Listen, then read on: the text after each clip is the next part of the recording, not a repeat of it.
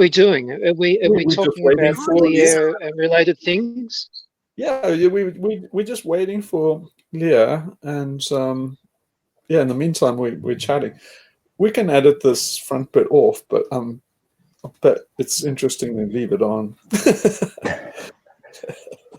I was just going to say We just that I understood Gary's point about labels being shortcuts. So it's easier to just use a term, but it is freeing to not think of, as Lord Hugh says, not to think of ourselves as just one thing. But because even I took like a long time ago a psychology class, psychology 11, not even 101, and the teacher said that one of our challenges as a human being is that we always like to be consistent. So we define ourselves as something, and then we think something's wrong with us if we're not consistently that way. But I do see Okay, labels. so wait, I've got to get in there because you've covered so much ground. I won't be able to collect it again. So do you mind if I start answering and then you carry on? Oh no, please go ahead. Okay. So just go back to what you said there. You said basically it's a label is a shortcut. Okay, so now what's being cut? It's basically there to save time, right? So basically, yes, to save time. Yeah. So basically, for Chronos, for the sake of the sidereal clock, right, Moloch, you have cut things short. It's a castration narrative again. It's saying, if I cut this, it's Procrustean, right? You know what Procrustes did? Made a frame. Yes. It said, now I'm going to cut off the excess so it fits in the frame. So I take the externalities out, I simplify things, and I put it in a frame. Why? So that I can move on in time. I can save time. We want to destroy time. Yes, but I was just coming from the point of it's so prevalent because of the culture in which we live, Yes. in So the that's the office, other at point. work, in That's school. the other point. Remember, wait, I got to get this in because otherwise I won't be able, I'll miss it. And that's so damned important. These psychologists are the enemy. They are telling you that people have labels so that, what did you say? It was very important. We like being consistent. Consistent, yeah. So they are telling you how to be a slave. Like all slaves are under the clock.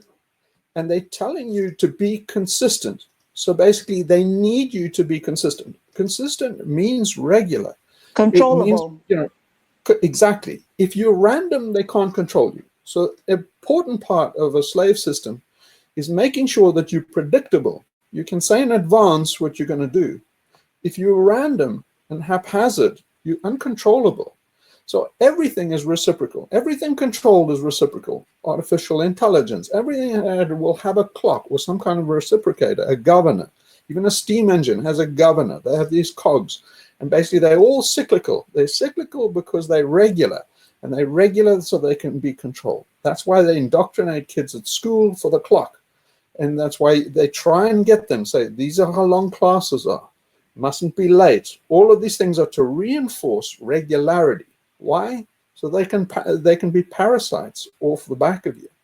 You can't. It's very hard to be parasitic or make a living out of something irregular and unpredictable. Even casinos don't do that. The art of doing a casino is getting the randomness out of the picture secretly somehow. But they have to get the randomness out. You can't run a casino if it really was random, because one day you might just be bust. So those psychologists are telling you that you must be consistent and subtly reinforcing that message. Why? So you can be productive. Why do they need you productive? Because somebody's living off your back. Yeah, thanks for that clarification. You must label yourself, right? Yes. Yeah, thanks. Okay, so go on. So thanks. I really needed to get that out because it was I see that, and it's great. And I even really like the way you responded to Marty about, because we do tend to label ourselves that I am this one thing, I am gay, but well, now you it's know just why. one thing. It's just based on one behavior. even at work, like you can say a person, it's not a judgment on the person. It's like they're doing something, they have a behavior, but they're not lazy all the time, they're not this all the time. It's just that they're doing something that's not acceptable for the standards that you have. But I do see just a tangent. I do see a way of undermining Kronos with what you said, that at meetings, instead of me just using abbreviations and labels, I could belabor the point and spell out everything that I'm saying, and that will just prolong meetings. So that'll be a way of undermining.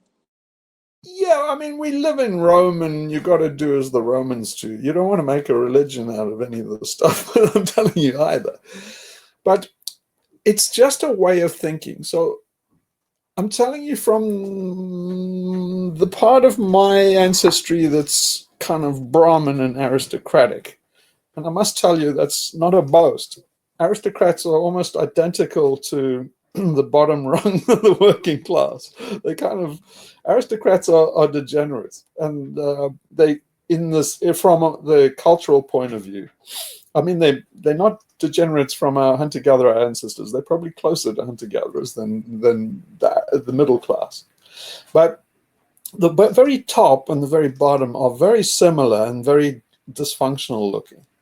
And one of the things that aristocrats, particularly my dad and stuff, they have an ethos of not labeling themselves. So really, really rebelling against it. My grandfather wouldn't fill out a form. If he was forced to fill out a form, and this is something that's, passed down to aristocrats. It's basically forms are for the hoi polloi. They're for basically the slaves.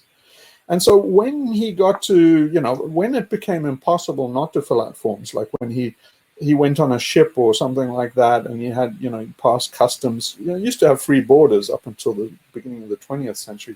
But eventually, after World War I, they started changing shit and really knuckling down.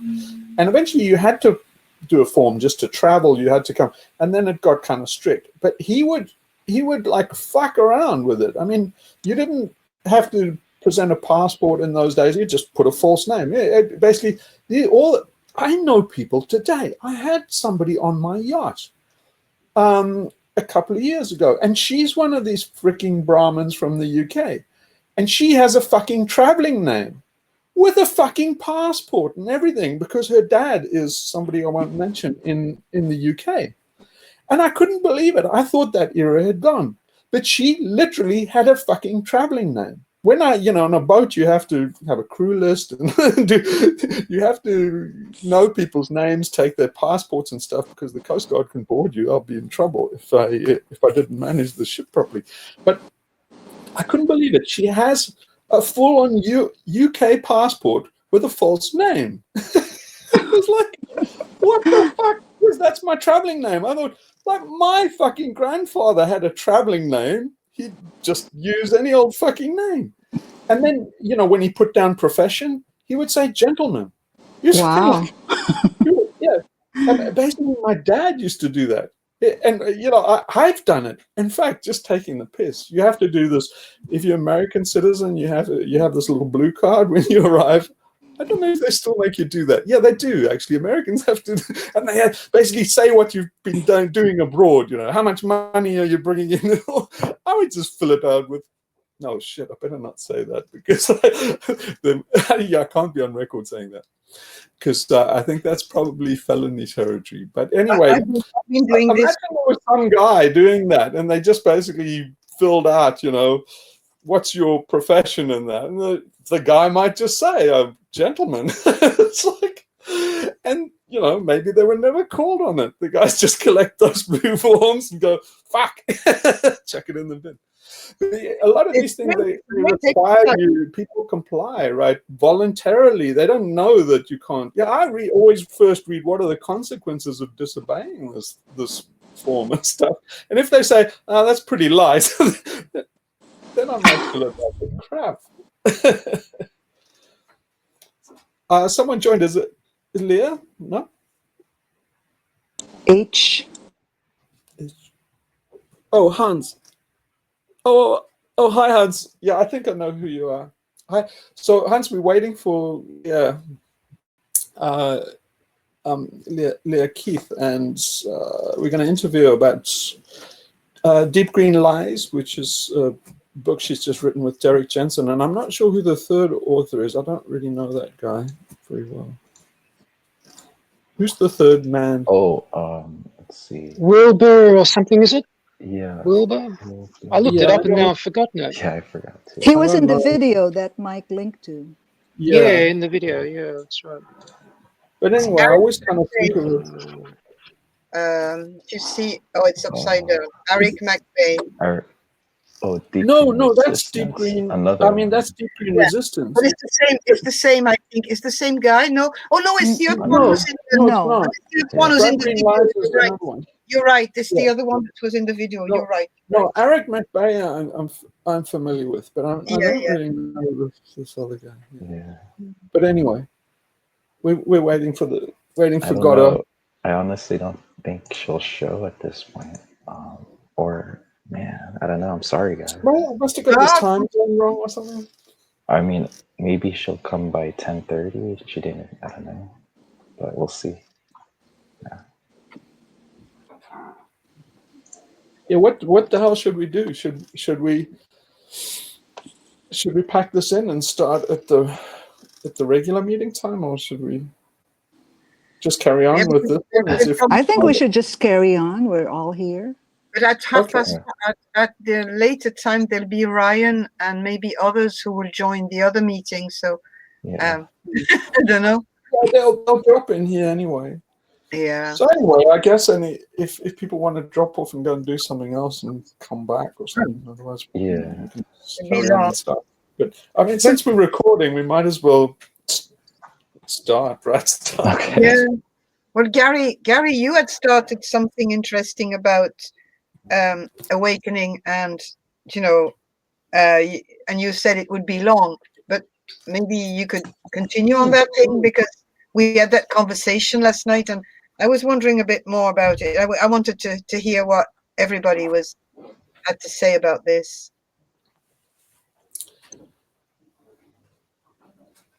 Oh, Gary, you're You're muted. mute, right? You're muted. Gary, you muted. I'm sorry. Yeah, I'm sorry. I'm waffling and nobody can hear me. I'm sorry. Yeah, Hugh, I want to. In fact, I spoke to you about it the other day. This is a discussion about questions regarding enlightenment. And a friend of mine I was having a discussion with. I'll just give you that little bit, and then I'll go to a little story. This fellow I was talking to doesn't know much about Lord Hugh apart from what I've told him, and I was describing to him how Lord Hugh's take on the psychotic break, and the difference between the breakdown and the breakthrough, or the malpsychosis and the eupsychosis. And I was describing all that to him.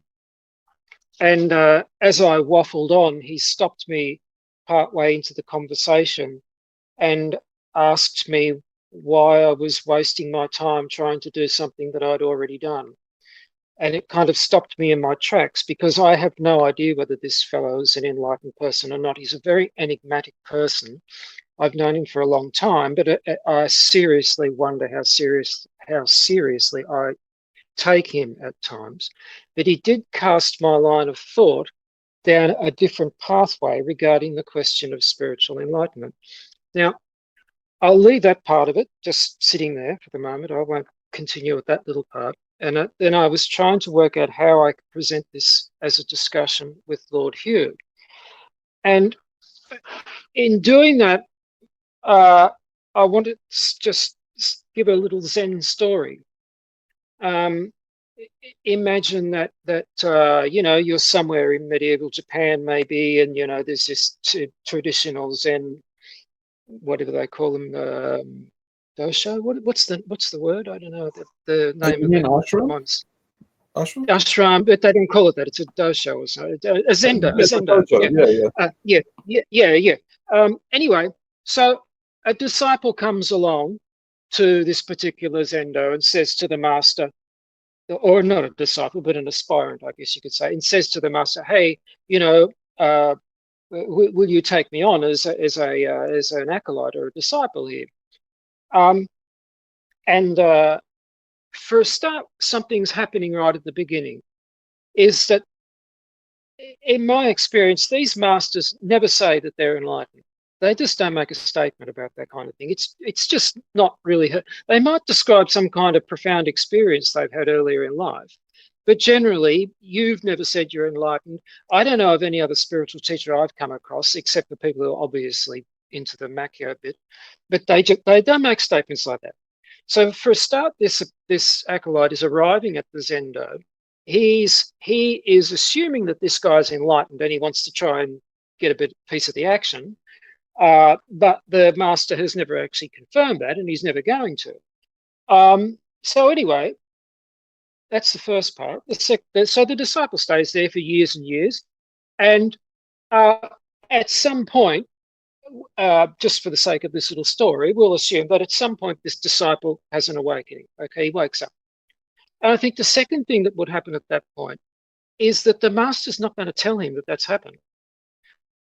He's not. He will notice it and he will know for sure. But my feeling is that he wouldn't say anything to the disciple, and I don't think any other master would either, as a general thing, say to them. And in fact, I think it could even go further, is that the master could then deliberately string the disciple along and kind of try and phase him, hoax him. It's like treat him as though nothing's changed at all, as though he's still the disciple and everything's going on and there's been no shift. And I'll give you your koan once a week or whatever the hell they do and your duties and all the rest of it. And there's nothing at all. And the end process, stop smiling, the end process is that the disciple's got to know this for himself independently, that if he's woken up, that's for him to find out. It's not for somebody else to tell him, because that is another little trap as well, a dependency thing, I guess, that's going on.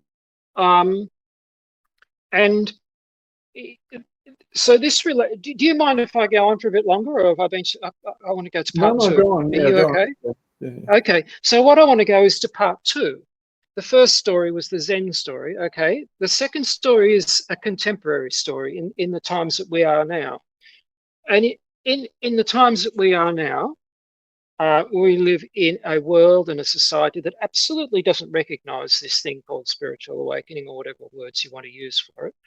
It just doesn't know anything about it. If it can't register, it has no context for it. It's got no place for it, no use for it. It's so if you are somebody who, for some reason or other, did happen to wake up in the midst of a society like this, you would be in a kind of a parallel position to that disciple in the Zendo, where you might have felt something go on.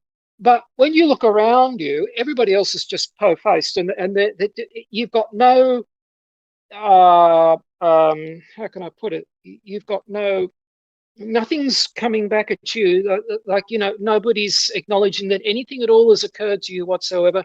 And you might think that, oh, well, I've it's just me. I'm a little bit strange. I'm a little bit idiosyncratic, something like that. But then the next phase of this little stage is that we also live in a society where there's a spiritual marketplace, and this person might find their way into that spiritual marketplace, and so I'll go along to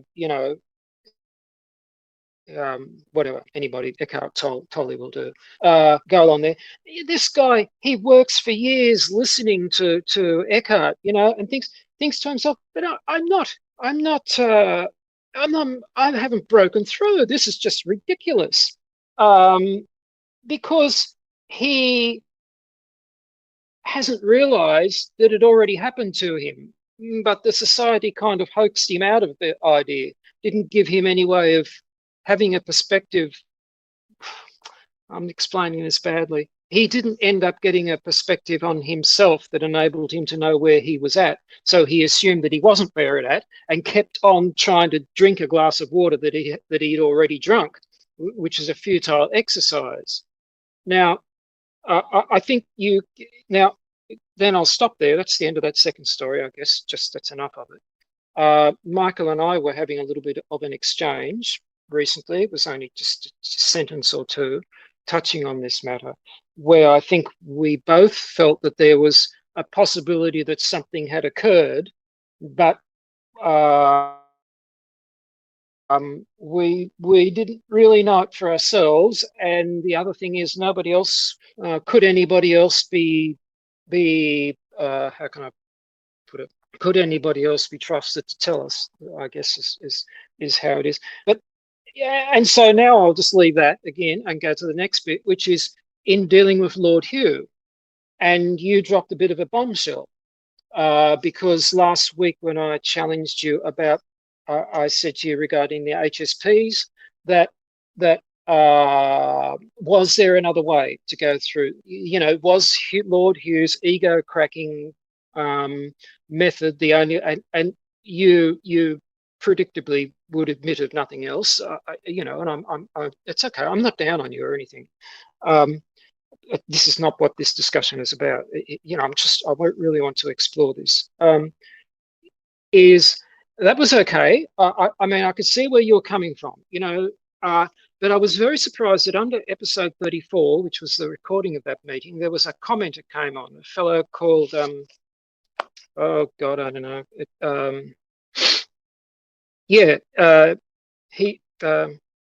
He said too much. A fellow called He Said Too Much, HECETO.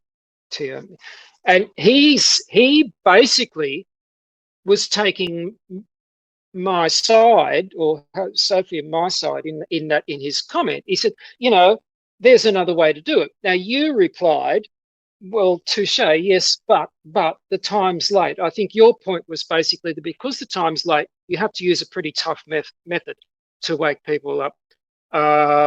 Because you can't put, you said, in fact, you used the word, I don't want to pussyfoot around because the time is getting late. You want to go sort of straight for the throat and start strangling this thing. But I at first, well, I think there was something there too, because I could see that in not agreeing with me during the meeting, you were doing two things. One was you were putting forward that point of view that yes, that was the more appropriate method for the times we're living in. But I think too, also, you were still simultaneously engaging in a little ego destruction episode in case I was attached to that particular idea. You wanted to knock out that bit of my ego that was hanging on to it.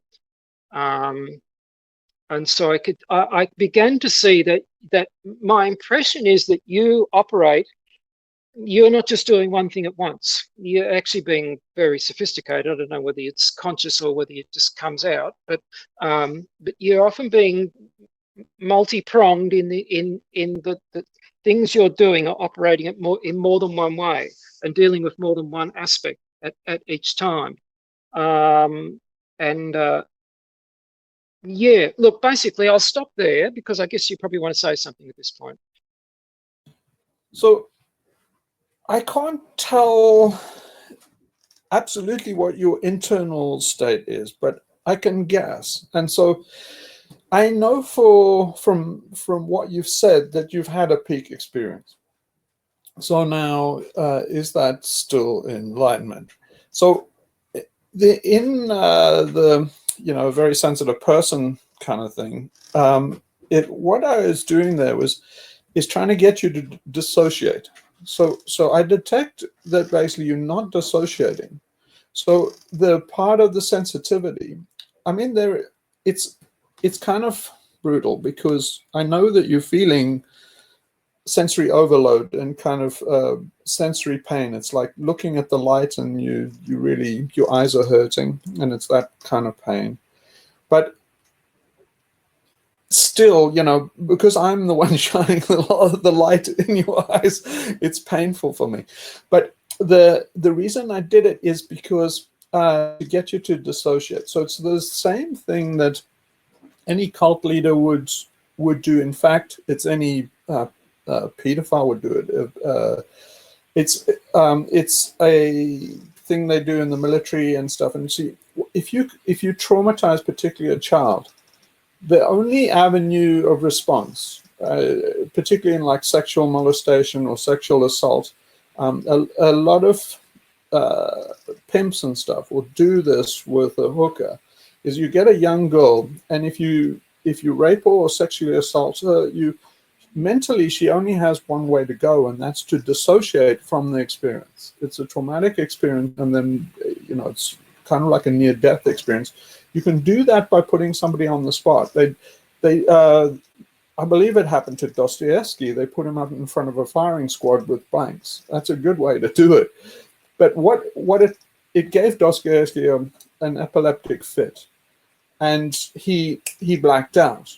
It is kind of the same as Enlightenment, and I think that's the key to Dostoevsky. It's an intriguing case because it's almost Enlightenment with a gun. Somebody has done that to me in anger, put a gun to my head, and what's happened was I immediately dissociated. But the reason was strange, and I won't really go into that experience. But I didn't take it as, I didn't feel that it was my last moment. The guy behind the gun wanted that.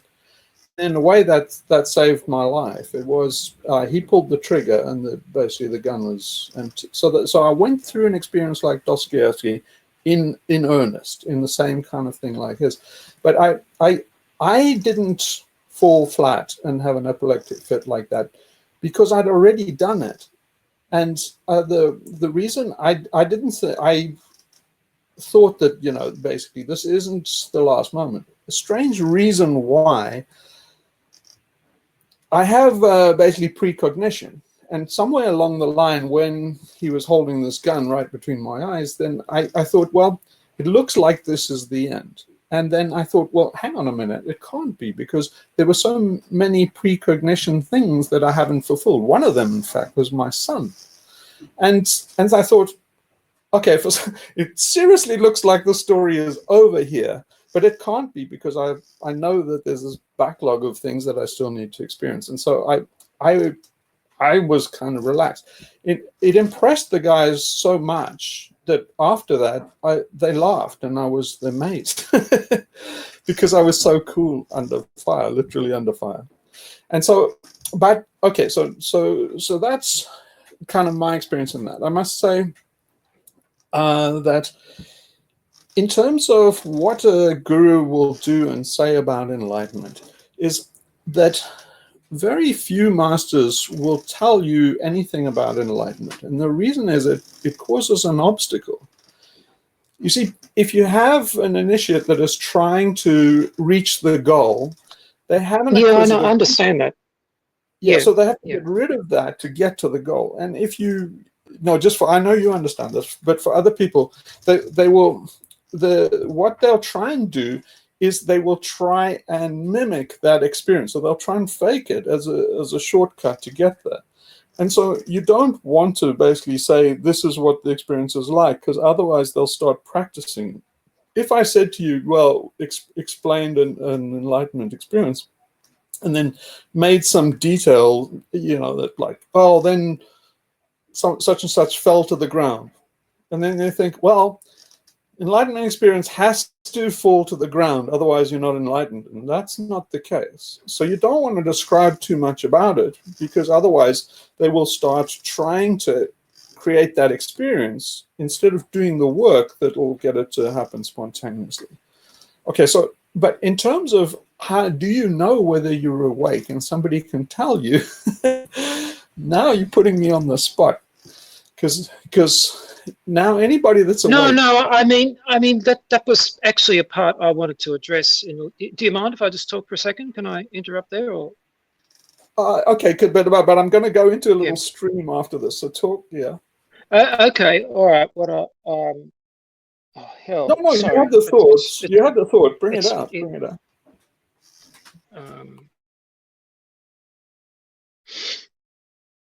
Yeah, I can't. What did you say? Can you just think of the last thing you said? Can you bring me back?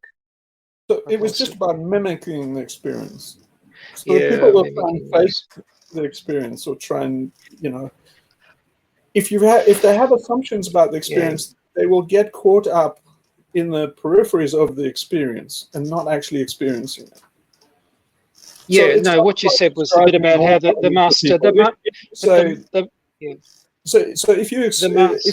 if somebody's frigid or something and they've never had an orgasm, Mm, and then you say, mm, well, mm, a friend tries to explain to this woman or something is what an orgasm feels like, then she's mm. not going to Yeah, yeah, no, over the no, thing like relaxation where she'll get to an orgasm. She'll go, okay, you arch your back, you go, oh, and yeah, stuff. yeah, And pretty yeah. soon she'll be No, no, no, doing no. what It's Harry all Met right. Sally, and she'll be faking an orgasm and thinking, is that real? I don't know. I'm kind of doing the right stuff. It's like you don't want to get to the No, faking no, no. orgasm. You don't want to get to the Yeah, faking. it's all right. I've got back to where I want to be, which is you just following that. You said that the master is not going where you said is not going to know whether you're enlightened or not going to say that. Um, um, and I think um, I think it goes back to what I said earlier. I mean, is it for anybody else to assess anyway? So the master wouldn't This say it this is because it's unnecessary, right? So say okay, that again. Sorry. the master wouldn't say anything because it's unnecessary. That's what I'm feeling. Yeah, at least it's unnecessary. I think it's inappropriate is probably a better word, to be honest with you. No, just unnecessary. You see that? Unnecessary. All right. Yeah. Yeah, you Yeah. see, like if there are no more questions, Mm, and you're sitting with somebody watching the sunset, yeah. what do you say? There's nothing. Mm, Is the yeah. master and the pupil knows that we're looking through the same eyes, looking at the same sunset, and there's nothing to say, and each one knows that, and then Yeah. that's that. Yeah. But you see, what we never get there because you sit with a friend or something watching the sunset, and then you have to talk or ask a question, and you never get to that moment. So we get to a certain level of depth, and then the alien cortex pops in. It's a kind of a policeman, and it's saying, "Oh, I know where you're going. Oh, not without me," and it says like, I want in on this party. And you say, like, we're heading towards paradise, you fucking stupid alien cortex. And you say, no, not without me. I want to be in Eden as well. And you say, no, Eden is forbidden to alien cortexes. You can only get No, into Eden without one. And so our alien cortex knows that. And as soon as people start quietening down and watching the sunset with a friend, it starts jabbering and asking questions and saying, are you seeing what I'm seeing? And what it's doing is saying, like, insert me in paradise. And they said it's the alien cortex cannot go into paradise. It's like it's said so many times in so many ways. Moses saying, I cannot get into the promised land. no. A camel, a rich man can't get into through the eye of a needle, just like a camel. It's over and over again says you have to drop your alien cortex and drop your You ego. can't. Hugh, I think the way to put it is that it's not an experience. In other words, you can't be there to experience this. It's an experience, but It's it's like birth. Okay, so let me ask this. So mm, if you say, how do you know you enlightened? Is like, how do you know you're alive? When was the first time you knew you were alive? What was it like? Just describe it.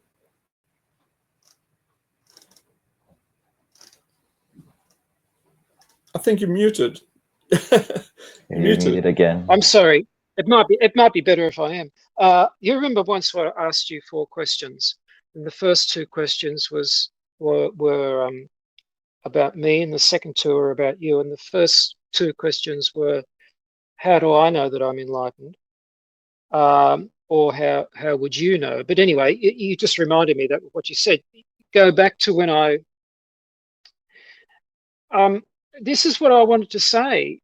I mean, I think this is what I was trying to get at earlier, that a person could wake up and not know it any more than they know what it was like being born. It happened, but you don't have a memory of it, or you haven't got this sense of having gone through that experience. Well, I'm okay. sorry, I might be missing your point. I don't know what you're trying to get at. Let's expand it a bit. Okay. So, how do you know you're alive? Well, I mean, you're alive now. You might not remember your birth, but then, okay, I assume that you, like me, and you assume you're mortal, and one day we're going to die. You know, you might wake up every morning and think this is the last day of my life, and you'll be wrong, but one day you will be right. And so then, in that question, how would you know you're dead?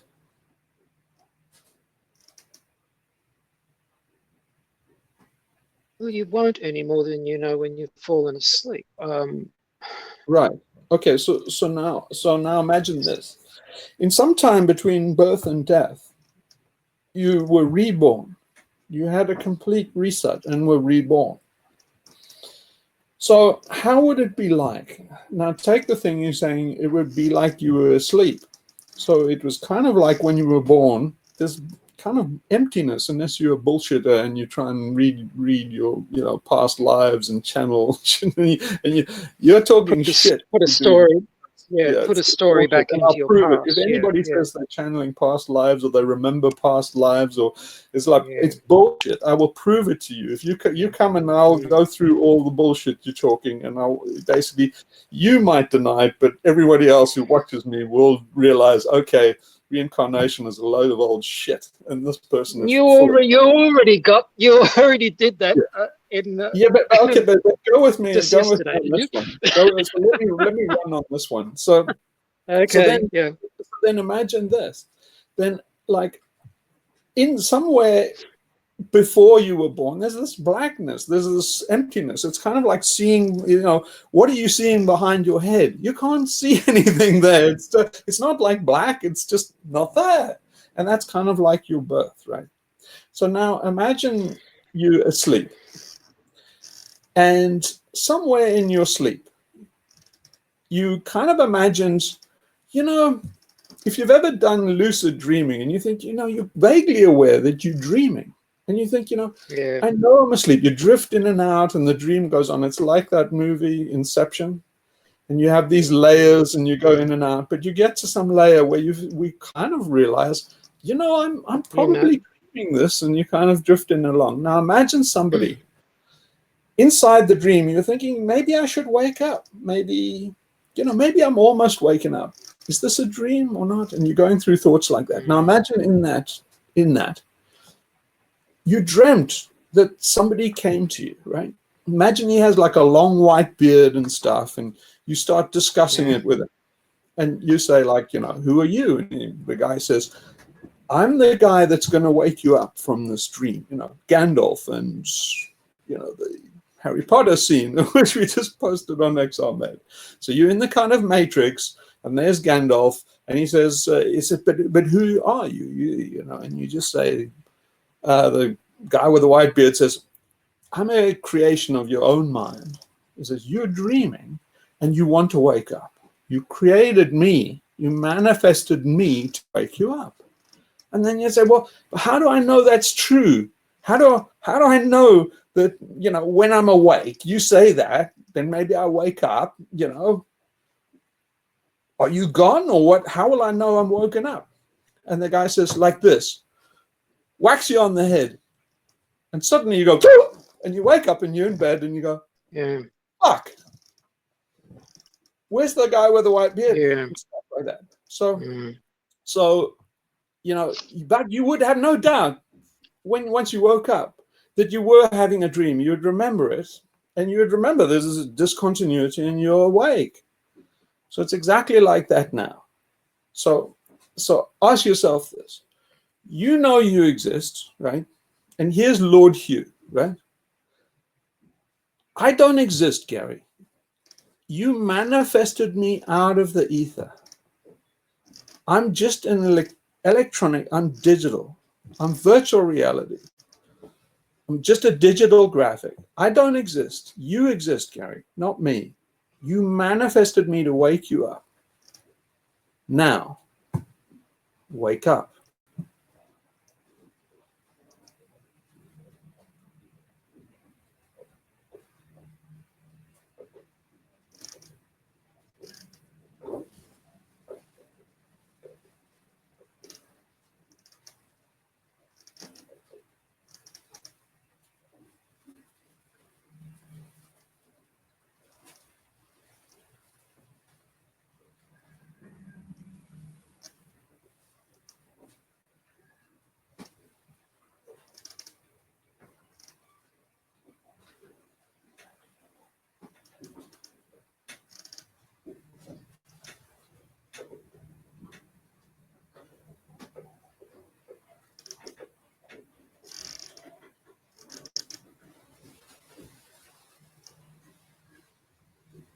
Sorry, I can't say anything.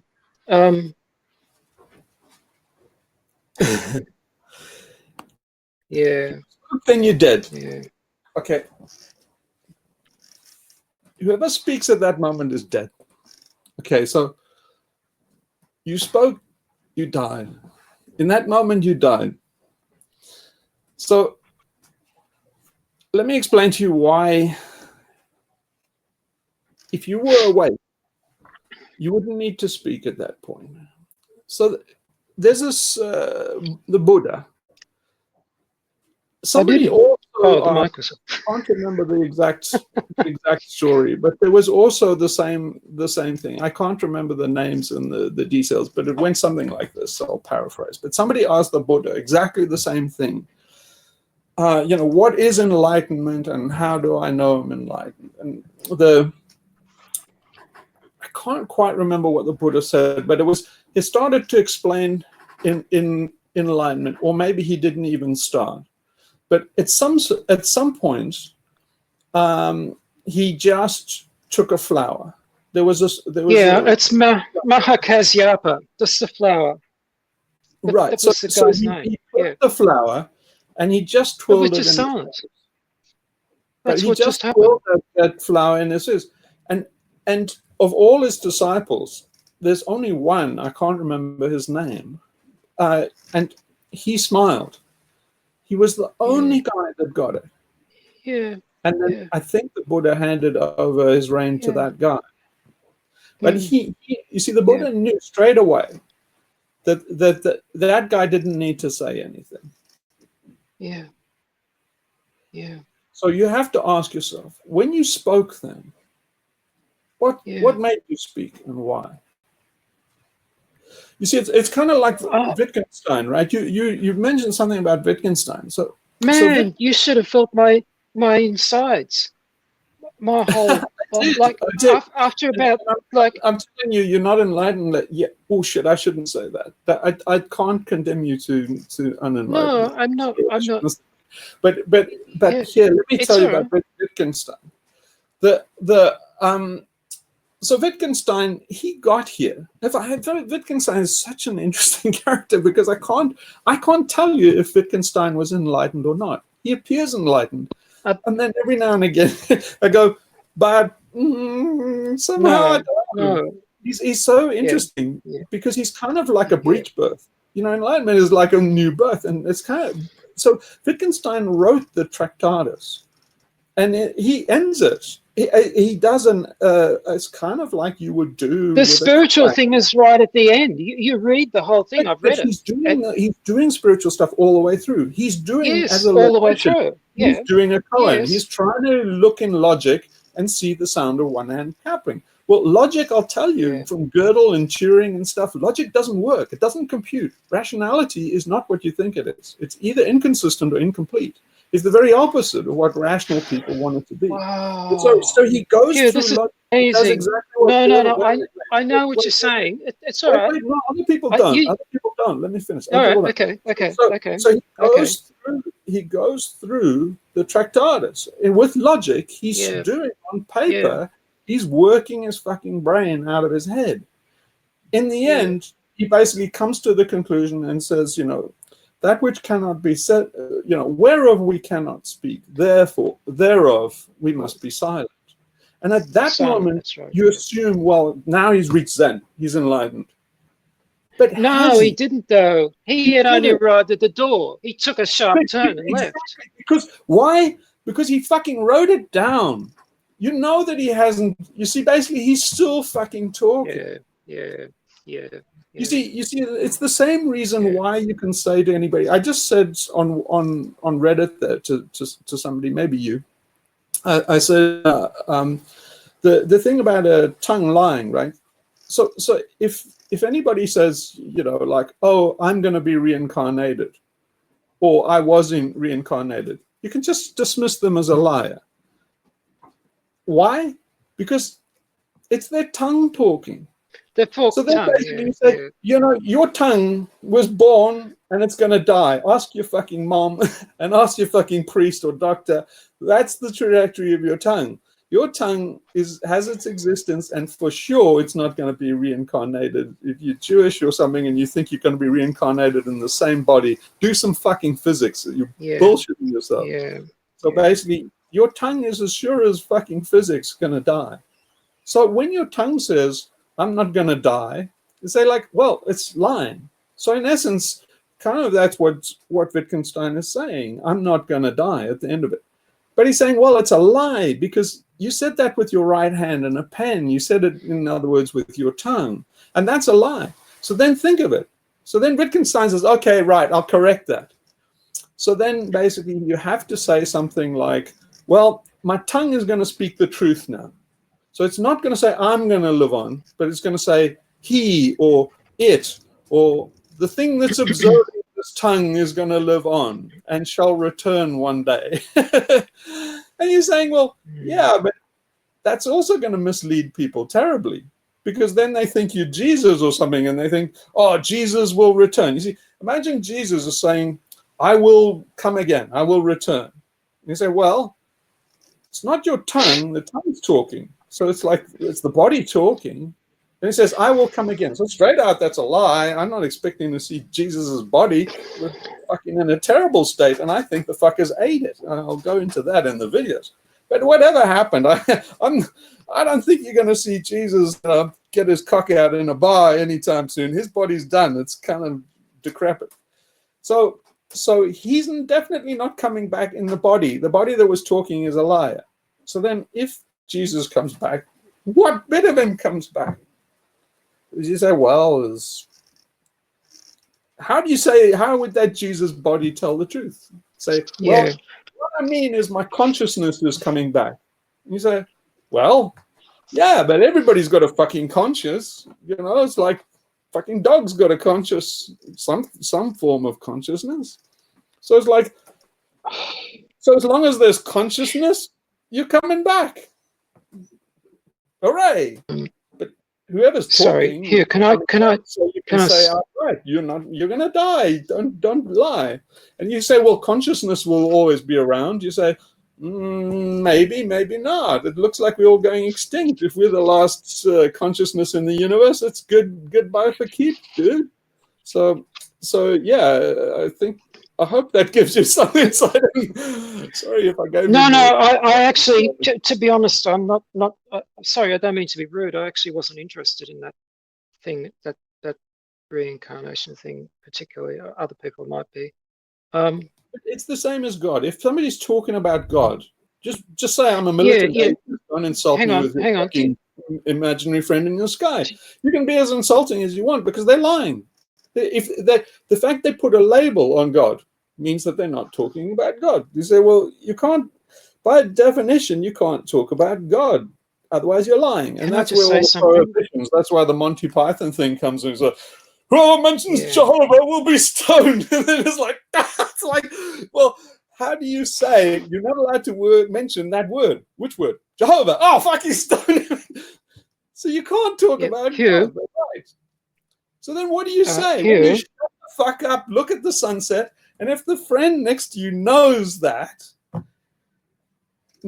you are God and he is God and you're looking at God, what the fuck is there more to say? There's only stuff to say while the guy talks. And if everybody would just shut the fuck up with that. But then again, that's what I don't. Oh man, I'm gonna stop for a minute. Stop. I gotta insist. I'm gonna stop you. I'm just gonna fucking stop you. Hugh, Cortex wants to talk. No, it doesn't. I actually want to shut up. I want to just something's going on here. Do you mind? I might just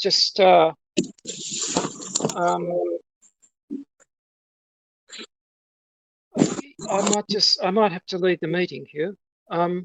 It's got nothing to do with you, nothing at all. Wait, be careful. Remember Desiderata number 8, all right? Remember Desiderata number 8 very well. I don't know what it is, Hugh. What is it? Go have a look at it, but make sure you obey Desiderata and obey. No, there's nothing wrong. There's nothing wrong.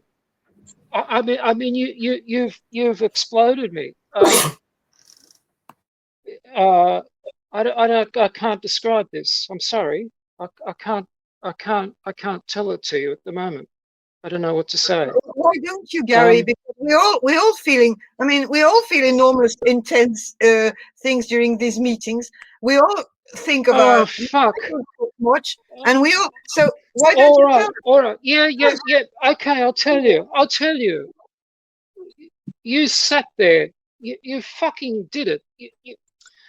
You sat there and you said, "Wake up." And I don't know what happened. But I'd like to interject real quick. You said I didn't say a fucking word, Hugh. Like my insides were, they're still exploding. My heart's pounding as though I've just run a fucking marathon. Something happened. That's all I can say. What else am I going to fucking say? But you're carrying on, and I'm like, fuck, Jesus. I don't think. Just at the moment, I don't give a fuck about reincarnation. I'm sorry. I don't think you should be giving you that release. You should be releasing yourself. I mean. No, because he's just sitting there talking. Yeah, just a minute ago, Michael, when he's just now, I was as blissed out as anything. That just happened. I don't need it. I mean, but yeah, Hugh knows about that. We've discussed that anyway. Yeah, he knows what goes on. Sorry, I'm sorry, Michael. I don't mean to dismiss you at all. Please don't be offended. I'm just trying to read the situation. Sure. This is intense. Let's not. This is important. You know. Yeah, it's important. So yeah, the wind is blowing now, and there's a big storm. And there's lightning behind your head. Lightning behind my head. Yeah, it's. I get a bit gaslit because if you do what I just did, you will see that stuff like that. I'm very pleased that the internet connection is not getting touchy, because that's the other thing. If you take this stuff too far, you will. I must warn people of that. You will see some very strange things, right? And you will get gaslit. So again, one of the things that stops people getting somewhere is this kind of policeman that steps in the room, right? I can't mention it. Fuck, how do I say this? Because we had a private conversation, Gary, that just as people are getting to a point of true love, you can expect a policeman to step in. So just like the guru can step in and awaken you, there's a policeman that will step in and stop you. And I mean, how do you interpret that? It's basically you have to practice until you can stop that policeman coming in the room. See, they used to say in the 60s, you have to get the cop inside us out.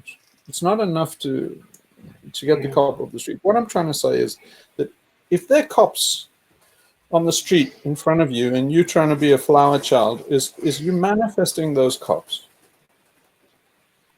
Those cops are really in your head and you have to get them out of your head. But I don't want to be too mystic and woo-woo, but you can get gaslit because quite literally a cop can step in the room.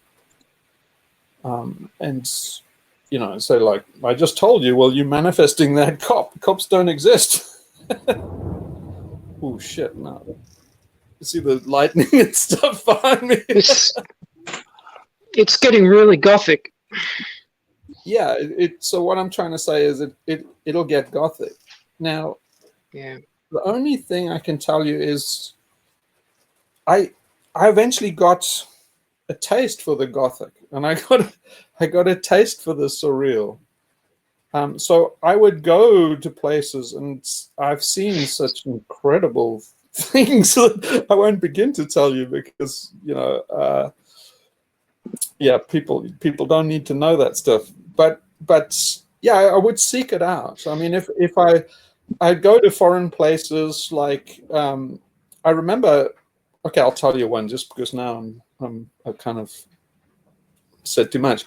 Okay, so I'll give you an example. I went to a friend's wedding in Venice, and we all, drank in like Harry's bar, and a famous bar. I think like Ernest Hemingway. I think it's one of my favorite places in the world. And everybody drank themselves. Very old friends, right? It was a big moment, very dramatic time. A wedding. It's a perfect time for this stuff. And a place like Venice, and everybody went to sleep. And I thought, everybody, kind of broke up at like 4 a.m. and went to sleep. And I thought, they can't go to sleep. It's like, the psychic material at this moment is just too huge. But what I always do, and that's basically, I just go ahead on my own. So I went out on the streets of Venice at night. It was moonlit. And yeah, I just went exploring, just at random, getting lost, and there was no one. There was absolutely no one on the streets. It was just, it was, and now I know that not a lot of people would be able to do it. It's just too damn gothic, and it's just too damn fucking scary. But you get to a certain point where you just like it. It's kind of Salvador Dali, and it's gothic, and you say, I like it. You don't feel safe. But I mean, I know that there are a lot of people out there that are going on. There's a whole subculture of people that go into haunted houses and ruin. My nephew did it. And they would go and record, more lightning. They'd go and record all these weird things in these things, and then put, there's this subcult of people putting them up on the internet and going and spooking themselves, going to haunted places and stuff. And so I would do that. I was surprised that the kids are doing that because I did that on my own for my whole life. But anyway, I'll round off the story in just to give you a feel, and I'm only telling you this to give you a feel of what could happen and what it's like. But I got to this one kind of, it was almost like a Hollywood scene in a way. Disney couldn't have done a better job in terms of lighting and stuff. And so I'm going around deadly silent, all these narrow medieval houses, this medieval setting. And out of the side, I couldn't believe it, but there was this dog that was the size of a fucking horse came out. And it was, what do you call them? Not a Rottweiler, a Great Dane. Yeah, Great Dane. And pitch black. And it came out and looked at me. And I thought, oh, this is interesting. There's nowhere to run to. And then another one came out next to it, right? And both of them came out, stood in my path in this moonlight thing, just standing dead there, both of them looking at me in a kind of a standoff. And I thought, well, I'm in fucking trouble now because if I turn and run, they're going to take me down. And I just got to stand my ground and see where this goes. But I was like thinking, this is territory I didn't expect. So I just stood my ground and I didn't dare breathe. And then the weirdest thing happened is somebody said in an English voice, basically from around the corner where they came out of, presumably the owner, said, Damocles, Mephistopheles, heal. And both of the dogs turned around and went back around the corner. So basically you can take that. Well, how are you going to take that? Well, you could take it, well, I hallucinated it. I can't deny. It could be that it's just some English guy who lives in Venice and he's out for a moonlight walk with his dogs, and that would also absolutely fit. In fact, that's my preferred explanation. Or you could just go gothic and say, like, I had an encounter with the devil. But you see what I mean is you will never get to certainty with those kind of things. You can spend hours analyzing what will happen. And I would never share this with you in general, but the reason I'm sharing it with you is if these kind of things happen to you, then, you know, I don't think it's anything to be alarmed with. Stand your ground. And I don't know anybody that really was ripped apart in one of these encounters. So, you know, I mean, there might be survivor bias. Maybe all the guys that did come off on the wrong end of these kind of encounters are not here to tell about it. But I mean, all the guys who tell about it they survivors. So they, you know, obviously biased towards the saying that, well, you won't come to any harm. So if you look at Wilson and guys like that, yeah. Sorry, who was it? Alistair Crowley. Yeah, Robert Anton Wilson and Alistair Crowley. Oh, yeah. So they like old hands at this territory. And very interesting stuff. But I know. I'll tell you for a fact that you'll never come to understand, you know, what it is you're actually experiencing. You can't tell if you're hallucinating it. You can't tell if it's real. But, you know, suffice to say that all these things exist. Any priest or something will tell you that these things are actually for real. But isn't this also a? No, I don't have a problem with that. In fact, what you're saying is just how can I put it? You're not really saying anything terribly different from what I've experienced. It's also a bit of a parallel to this disciple I was talking about earlier, who might have woken up. That might be one explanation for what's happened to him, but there could be others. That he's trying to think it, and you probably do you think he might be enlightened? Who's this? Who? I know his name, but do you want me to say his name? No, give me a clue. I'm sorry, because you broke up. I couldn't quite hear you properly. Say what you just said. Do you think he's enlightened, your friend? Who's this? My friend? Yeah. Look, Hugh, I can't pick a hole in him, and I've tried. But at other times, he behaves like a very fallible human being. And it was one of the things I wanted to bring up with you, if I can, just for a moment, seeing we've got that close to it, is, for instance, if we go back to the video on the regarding the 6th of January in the United States, where you remember the video you made where you were very emotionally, you were visibly upset. And I thought we were for it, actually. Yeah. I thought afterwards that a few things, that an enlightened person is not a robot, they're still a human being. But I was kind of wondering, like, when you were in that state, did the state have you, or did you have the state? Basically, I guess. The rain is coming down hard, and I've got it on full volume. So, talk loud, man. I'm saying how you were in that video for the Capitol riot, where you were emotionally overwrought.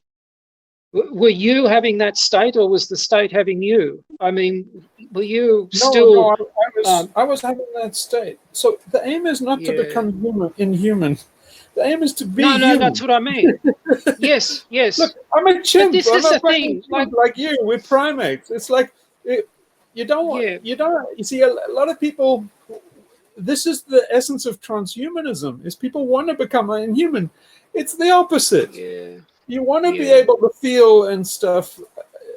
I was generally fucked up by that the capital rights, because I see a lot of things have been converging, and I still don't understand what happened there, because I mean, what I saw, which everybody else didn't see at the time, was that it was a fucking inside job. So I could see how well it was orchestrated. I've been following. But no, let me. I just want to stay with you. I just want to stay with you and your experience. Don't get off the track. I was describing what I was feeling. You know. Oh no, I think we understood that. We understood that you realised the implications. I think all of us understood that. Yeah, I was seen genuinely scared for everybody and my family in the States. There's this thing where people think. I mean, again, you get people mimicking the Buddhist state, and you have yes, that's right. Yeah, I mean, all the Buddhists I know have a fucking Buddhist ego. I mean, somebody sent me a link to one the other day. He said, "Oh, I know what you're talking about. It's this stupid Indian cunt who's basically talking about ego and dropping the ego on the internet. He's got fucking 3 stripes of Vishnu, a fucking Bindu in his thing, and he's talking about Hindu and saying about the Bhagavad Gita." And I'll tell you, if you're the cunt who sent that, it's like, go and get hold of that idiot in India and tell him to shut the fuck up, because he's got a fucking Hindu ego.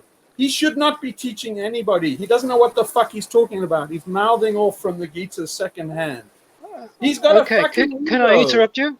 All right, now don't get carried away. Settle down. Just settle down. It's not good for your blood pressure. I'll just is carried away is because of these people have an idea that you become this holy saint and it's I mean, not true. I get it. Yeah. I just want to.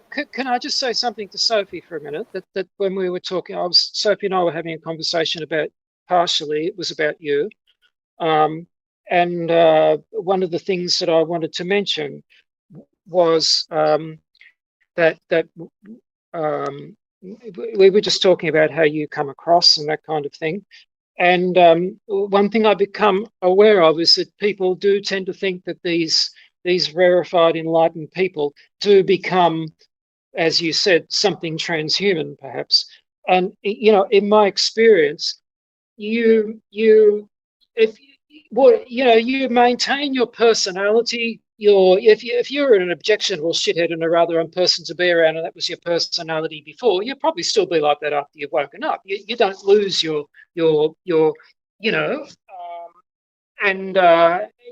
I was also taking that into account when I was thinking about you and that video for the Capitol riots and that too. I thought, well, not only does he still remain a human being, but he still remains with all his characteristic responses. That doesn't you don't become this rarefied thing that doesn't exhibit human feeling. What I'd like to just say to you, if I can, is that it's very much like the experience I've been having for about the past week or so, a very significant emotional distress. And there seemed to be, I think I rang you up. I don't know what I did. I can't even remember that was it. And I was aware that the only thing I could do was just to know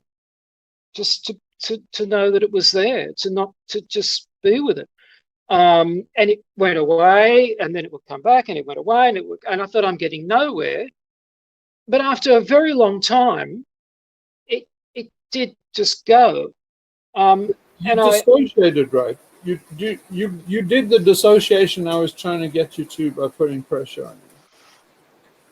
Yeah, but I suppose I don't know. I'm just telling you what I was doing. I don't know. I don't quite know whether I'm not sure that I quite understand dissociation. Well, What do you mean it's by kind of like an um, out-of-body I experience. don't. You know, What you put under the umbrella of dissociation is dissociation is one of the responses by what I understand, what I gather. There's other ones which, well, dissociation is part of the flight response. Okay, but there's the fight and there's the freeze and there's the no, fall. no, no. I was going the other way. I was going the other way. That With like, dissociation that you're talking about, what can you clarify that? yeah. No, I don't think it was dissociation. Sorry, you talk. It's who all are right. you asking to clarify that, me or Gary? Whoever wants to answer that from their perspective, because it's interesting because you brought up the word dissociation when you mentioned the word when you talked about awakening and earlier, pushing yeah. people, and I was kind of trying to challenge understand what the word dissociation meant really there in this context. So you remember Adam Curtis? The best way to think about it is if you're in a traumatic situation like a car crash or something like that. If you ask people to describe what happened in the car crash, they will always, if it was bad enough, or kind of near-death experience, they will always get to a point, aircraft crash, something like that. They will tell you that it was like a dream, or I was looking down at myself from above. And so, if people say, I woke up on the operating table and, I had this out-of-body experience. Well, what's happening is it's fucking traumatic to be on an operating table and see, no one wants to see their insides opened up. And so the way the way we cope with it is we kind of dissociate, so that basically we don't take the trauma personally. It's nature's way of making sure that we're not permanently psychologically damaged. So it's kind of saying, this is not happening to me, it's happening to somebody else. And so that's the organism's way of preserving itself with that dissociation. It's no, that's not what I was doing. Yeah. Oh no, wait a second. But so Adam Curtis mentioned about Richard Nixon. So Richard, you could tell Adam Curtis didn't know what the fuck was going on with Richard Nixon, because he said Richard Nixon looked in the mirror and told his psychologist that when I look in the mirror, there's nobody there. Now you could tell that Adam Curtis was confused by that and he didn't really understand. But let me try and explain that to you. If you get like somebody like Richard Nixon, if you're president, and it's so overwhelming for a human being to be like the US president. It's just so much stimulus, so much important stuff. You can see them age. It's really like being on LSD for your whole entire presidential term. When they come out of it, they're psychologically 100 years older. And the reason is they've taken on a lot of psychological barrage and stuff, and they really under PTSD. A US president is going to come out, even before they go in, they've got PTSD. That's why we shouldn't be making these presidents, so the only way they can be a president, the only way Richard Nixon can be a president and survive without going nuts, is being, psychopathic and being semi-dissociated. So that can go on so long that when Richard Nixon wakes up in the morning, he looks in the mirror and there's no one there.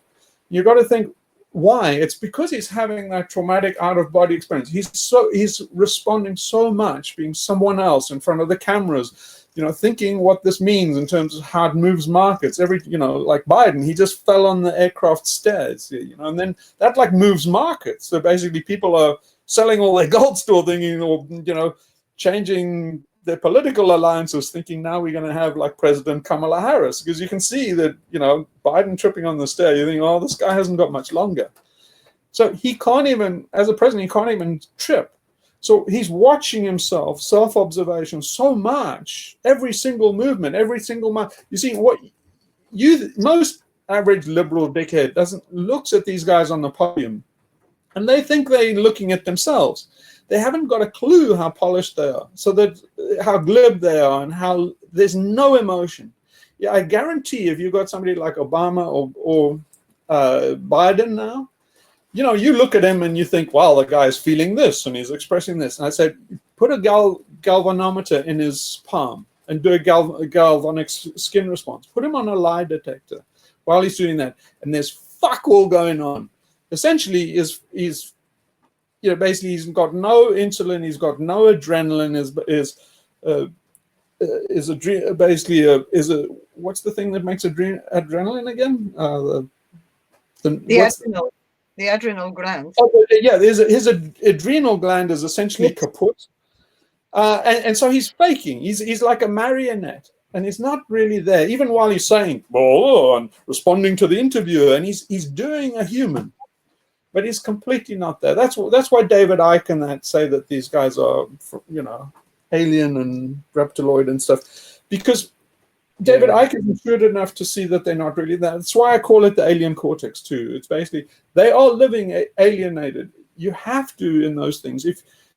So now, a few years back, the transcendentalists and Maharishi and stuff, when they came in the 60s, they told all these kids in the 60s about transcendental meditation. And what they said was a lot of, you know, they talked a lot about enlightenment, and what the Maharishi said blew their mind. He said, you know, a lot of guys in the corporate field and CEOs, they're already in Satori 64. Satori 64 was their word for enlightenment. And all these, you know, hippies went like, what? These are fucking freaks. They're the enemy, the antichrist. These guys are never going to smoke weed and, you know, have daisies and poppies and do stuff in an atom. They can't be enlightened. They're the opposite of enlightened. So they were shocked to hear the Maharishi say that, no, a lot of these guys are in Satori 64. And what he's saying is they're already living outside the body, just looking down on them as if they are completely dissociated from it.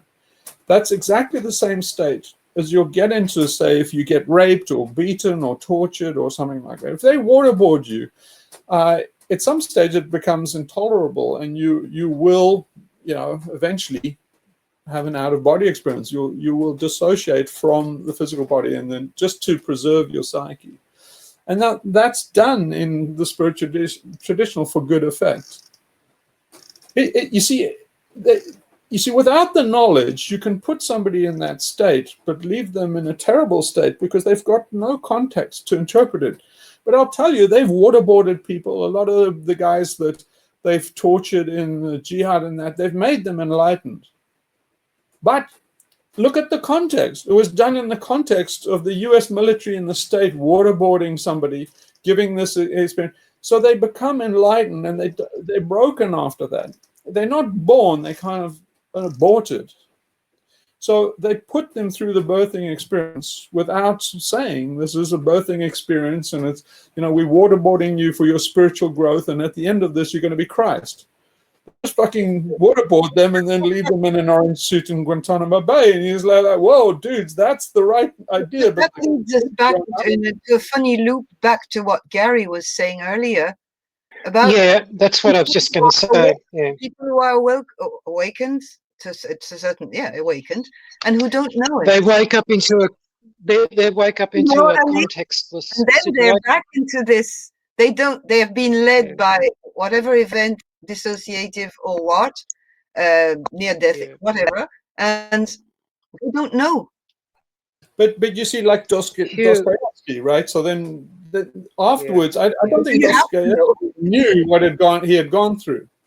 So then all they do is they start babbling, and they write books, and then people like Jordan Peterson get them and go, I found gold and stuff, and goes through all these books. But it's not gold, it's trash. It's basically the guy can't tell you what happened, right? So he's a very bad interpreter of that experience. And what he's going to do is fuck somebody like Jordan Peterson up. And the reason why is he basically gives a splat of information that will take Jordan Peterson his entire life to sort through if he goes deeply into Dostoevsky and stuff. You see, he's wasting his time. You've only got a lifetime, a window of time to basically get enlightened. And essentially what Dostoevsky's book has done is it's makyo. And if somebody like Jordan Peterson goes into that he will basically get lost in that. It's like the Bible. The Bible is a fucking tar trap. What it's designed to do is waste time. So you get sucked in to the Bible, and it's just a briar patch. You can spend the rest of your life going through the Bible and stuff and just getting caught deeper and deeper, caught in those twisted logic and contradiction and stuff. And that's all it's there for. It's the alien cortex's way of just basically throwing sand in your eyes. So you don't get to be destroying the alien cortex. And that's what most of these things are like. Just one more thing. If you ever saw the movie Contact, Contact, I think it was. No. A recent movie where they have these kind of squid-like things that come down in the UFO, and then the state tries to blow them up. Yes. And when they get the last message, poof, like that. Right? Yeah. So when you're reading Dostoevsky or the Bible or some shit like that, you're reading that splat of all this, all these fucking things. Now that's a tar trap. Because if you go and look at all of those things, they're fractal. You'll just disappear. Now, you will disappear, but not in a good way. You won't disappear by being awake. You'll disappear by being asleep. And forever you'll be running after, like Frankenstein running after their monster. And that's in essence what they do. That's why our alien cortex created the Bible, is to waylay us on the path to enlightenment. And what's that enlightenment? The alien cortex doesn't want you, and by that I mean yourself, to sit on the throne of God. The Bible is there to distract you from the fact that you are God. So it's basically it's you are like the imposter prince, and the Bible there is kind of, or the alien cortex, its representative, is kind of like an imposter, kind of a, say, the butler who's taken over the household. And the butler keeps on presenting himself as the king. And what he's trying to do is it's the same thing as Ratatouille. It's the same plot as Ratatouille. It's the chef that takes over the business and tries to stop the rightful king, knowing that he's actually the inheritor of the entire kingdom.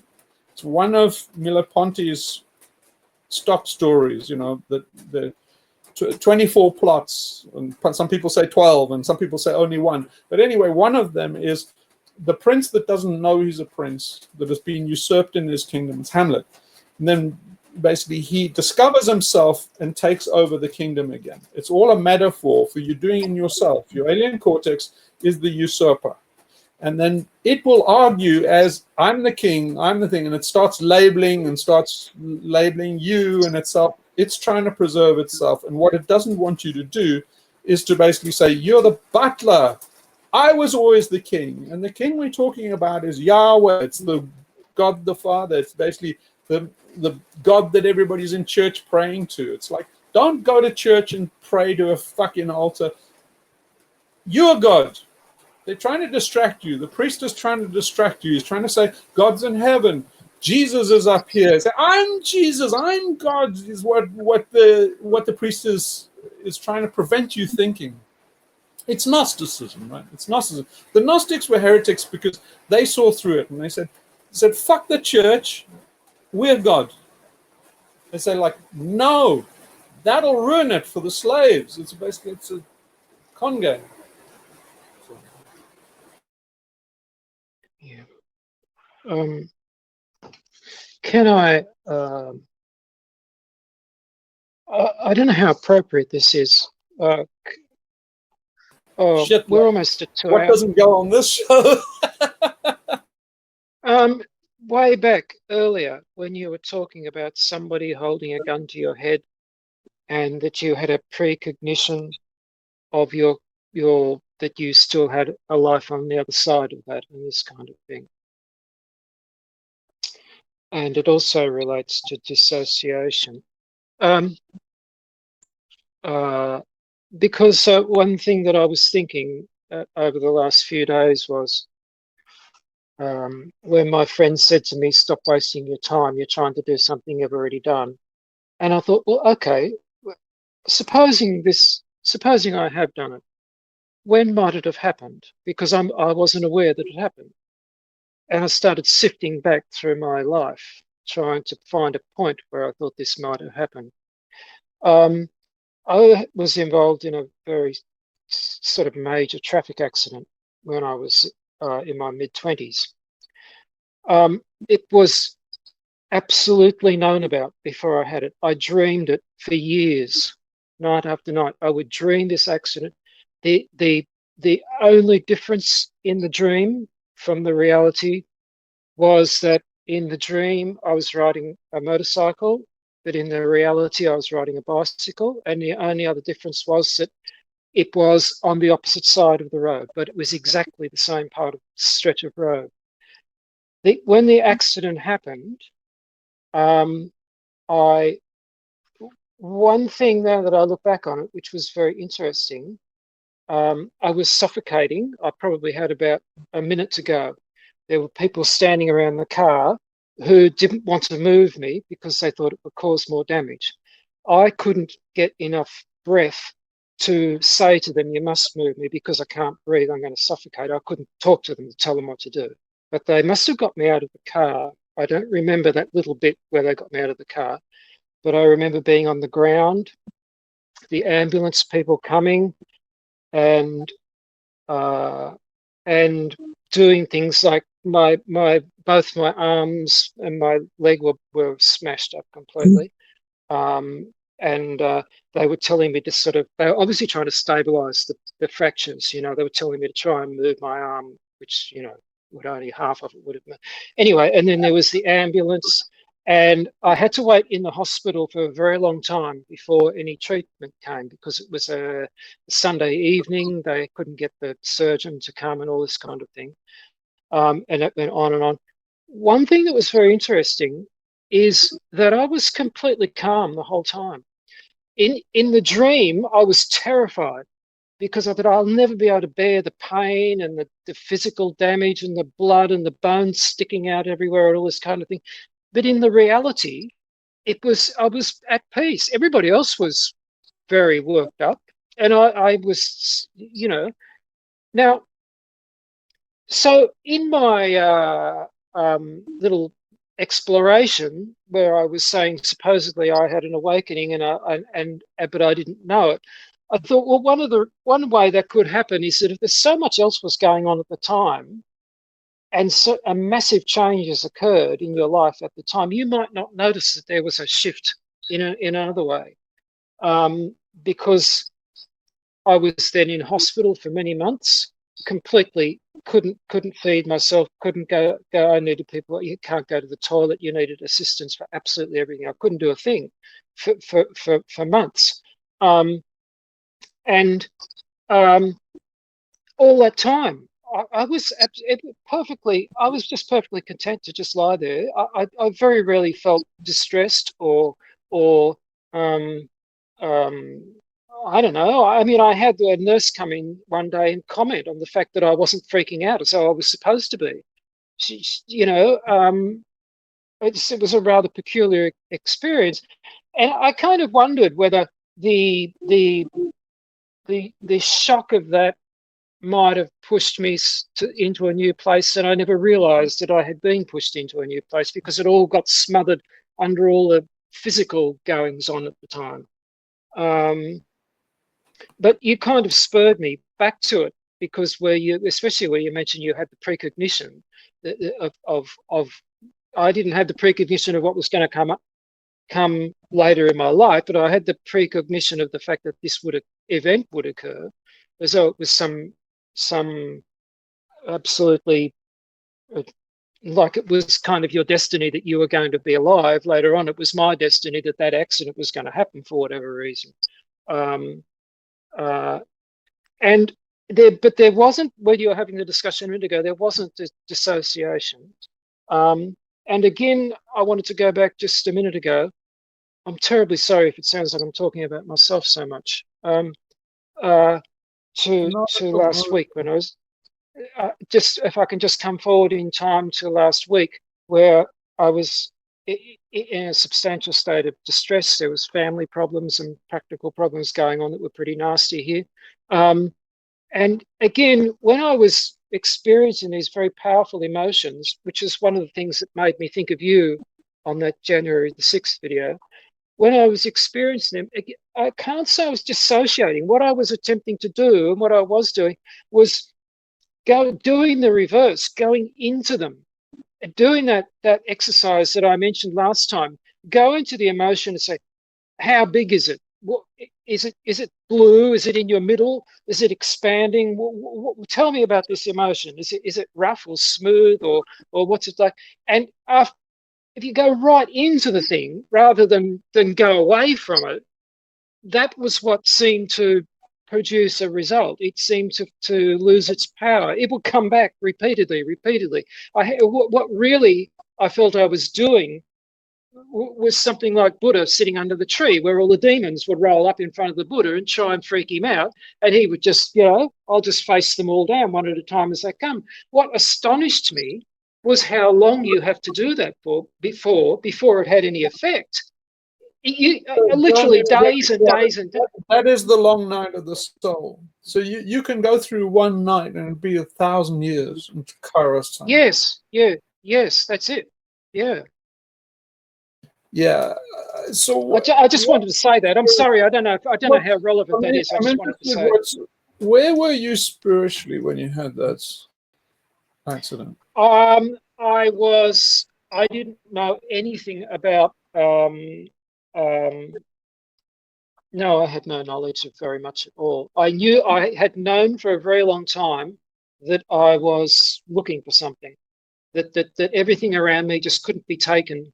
There definitely things weren't right the way they were. The world couldn't be taken the way other people took it. I wasn't going to swallow it. I knew I was on some kind of a path of inquiry, but I could not have put words to it or told you anything about it. I had been through suicidal sort of, feeling like that for a little while, a couple of years before that. See, this is the thing. Spiritually, I don't know. I think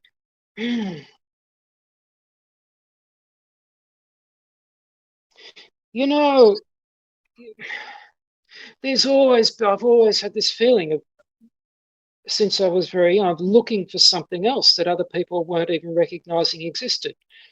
It was inchoate is the word, I think. You were doing it naively, or not naively. No, I knew I was after something, but I couldn't have told you anything about it. So I don't know. Here's my prognosis.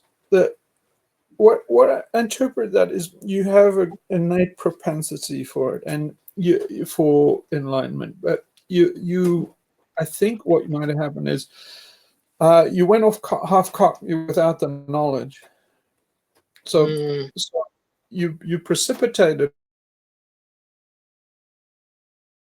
but you're in a very dangerous state, because I think you almost precipitated it physically. So in other words, you manifested it as a car accident instead of actually. Yes. So it's basically a sheer violation of Desiderata 8. But all the pattern and the instincts are there. It was basically just not the right knowledge. So I kind of interpret it as negative. I kind of like, what I'd say is kind of like a male psychotic awakening instead of a psychotic awakening. Yeah. Well, see, is that what's going on now? That occurred then, but the process now is working back to integrate it, to make it, just to rescue it, I guess. Just make sure it's done right now. Just make sure it's done right now. So, I think it would be, because now I've got an understanding that I didn't have then. Whatever happens now, I would imagine I would recognize it. So I would recommend that you try and expand your ego outwards. You see, you can go two ways. You can either get rid of the ego by collapsing it into an atom, so it's meaninglessly small, or you can expand it so big that it's meaninglessly big. Yeah. You seem to have a propensity to go for the small, and I wonder if that isn't a mistake. You should try and expand it to expand your horizons so that you have such a big ego, it's a meaninglessly grandiose. You see, the kind of thing is, you don't have enough narcissism. You want to be so narcissistic that it basically nullifies the narcissism. So in other words, the problem with narcissism, it's just thinking too small. You see, Vaknin and stuff like that, I don't think he realizes that. He seems to, he's a very cool guy, but he doesn't seem to have the knowledge of this part of narcissism. Is that he doesn't, he still thinks of it as pejorative. He still thinks of narcissism as something bad. I think Vaknin's breakthrough is to say, like, you know, Vaknin, the problem with narcissism is it's just thinking too small. It's on the right track, but it's just thinking too small. He still thinks it's on the wrong track and it's something to be cured and something, because he's not enlightened. His alien cortex is saying, Vaknin, don't go down this route. I can't go down this route with you. It's like, Vaknin, there's the path to paradise and Eden. Down that route of complete narcissism that his alien cortex won't let him fulfill. But you mean this in the sense of you mean it in the sense of I am God narcissism. Is this what you mean by the large master? God's too small. God's a 3-letter word. It's just too fucking small. That's why I say it's not God, because if you're talking about God, that's a fucking abomination. No, I know. Yeah, we've got to talk. We're stuffed. We've got to use God. What, Yahweh? Is that basically, if you want to be Jesus, fine, be Jesus. No. But they're going to put you in a straitjacket, and you fucking deserve it because you put yourself in a straitjacket. You said, I'm Jesus, stuck a label. That's what all these fucking male psychotics do. No. Look, Jesus, and you say, well, that fucker in a straitjacket. Yeah. Why? Because he's labeled himself Jesus. It's like, great, he's a fucking moron. Put him in a straitjacket. I think that Vaknin, as a psychologist, is more interested in the psychopathy aspect of narcissists, because he doesn't dwell too deep into. I think he's that's what he's at. He describes really serious psychopathic behaviors from people in the very, very high spectrum of narcissism. So he is. I like to listen to him because he's very clever, and it's kind of, it's a bit like psychological porn, nearly. I know you just try. He's playing with the audience. Yeah, and he is, and all, absolutely.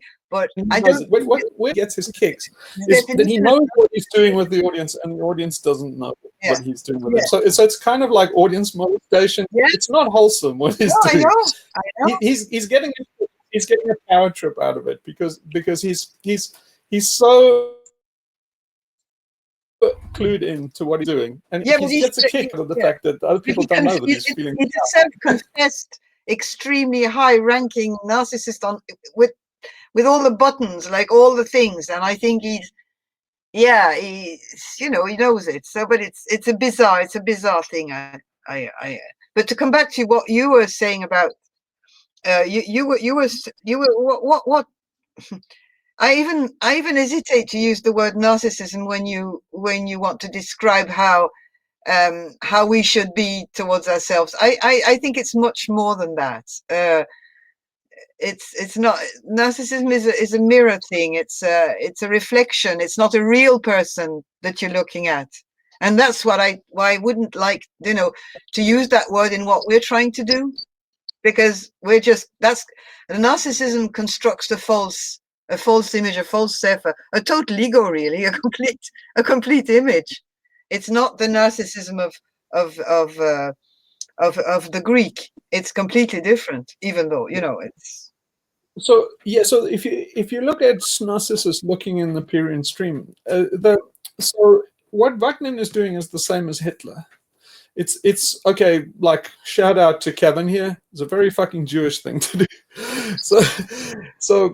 I mean, the reason why Hitler and anti-Semitic thing is at loggerheads is they're the alien cortex butting heads. It's Jewish self-loathing, loathing of Hitler, Zionism. They're all a nexus of the alien cortex. So what this very Jewish thing to do is what Vaknin's doing it. He's like you say, the false image is projected back from the audience. So what Hitler, everybody thinks Hitler was projecting evil onto the audience. No, they're in a folie deux. They're basically jerking each other off.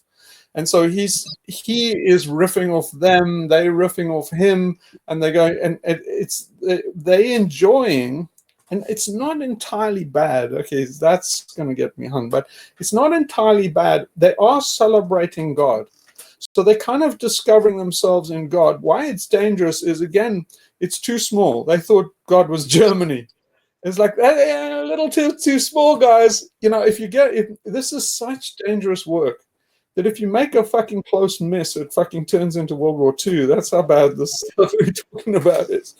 So they're celebrating the self.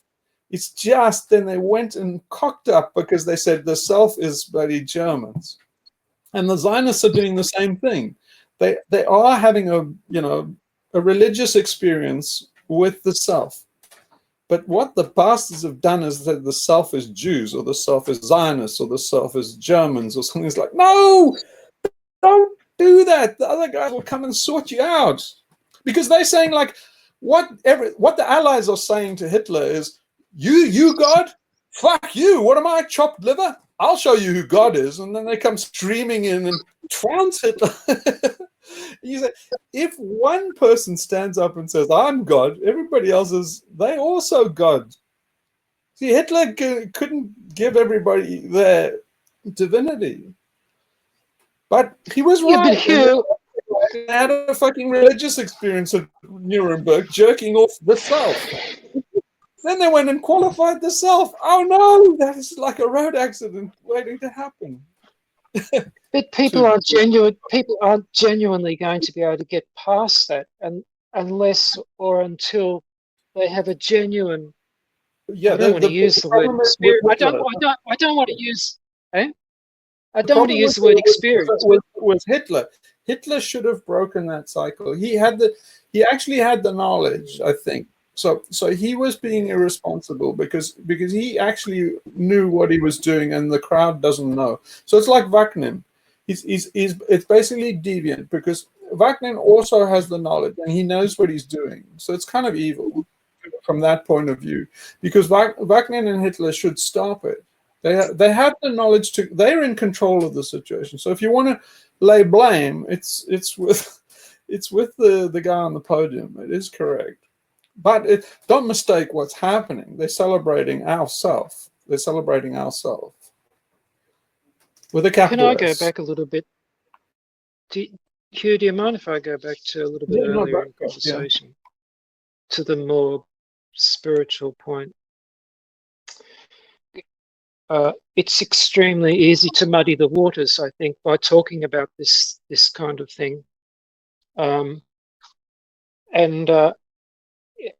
wondering whether a person at a certain point is better just leaving it all alone and not thinking about it. You can't. There's no option. You see, you can go and hide. You see, already, Gary, you're fucked. I'll tell you this. Not hide. Not hide. But just be. No, for other people. For other people. You know what I'm. You got to let me speak because you know what I'm going to say, but other people don't. Okay. So you're fucked, Gary, because you already at the stage you're at. You could go and find the deepest mine shaft in Nevada, or go and sit on the highest mountaintop, or go into some fucking cave in the Himalayas, and already some fucking ass would find you out. They will not leave you alone. Already where you're at, they will find you out. So you're stuck, man. There's no, you can't go and hide in a. You can't. Basically, you're in a position where you can't put your light under a bushel anymore. I mean, you shouldn't. I mean, you physically cannot. You could spend the rest of your life trying to. It's basically Forrest Gump or whatever. Basically he's just doing his thing, trying to jog, and the people, they get it. They know Forrest Gump is onto something, and they want it. They want in. So they start. It's like Monty Python. It's like you're already Brian. The guys will run after you, going so like. it's a sign from Gary. They'll hold up your shoe. So you're fucked already. I think everybody on this call is already so fucked up. They're already in the Life of Brian movie. Can I ask a question? When you were talking about people who are maybe awakened but don't know they are, or haven't maybe had the spiritual teachings or basis for realizing, can it happen to people at a very young age?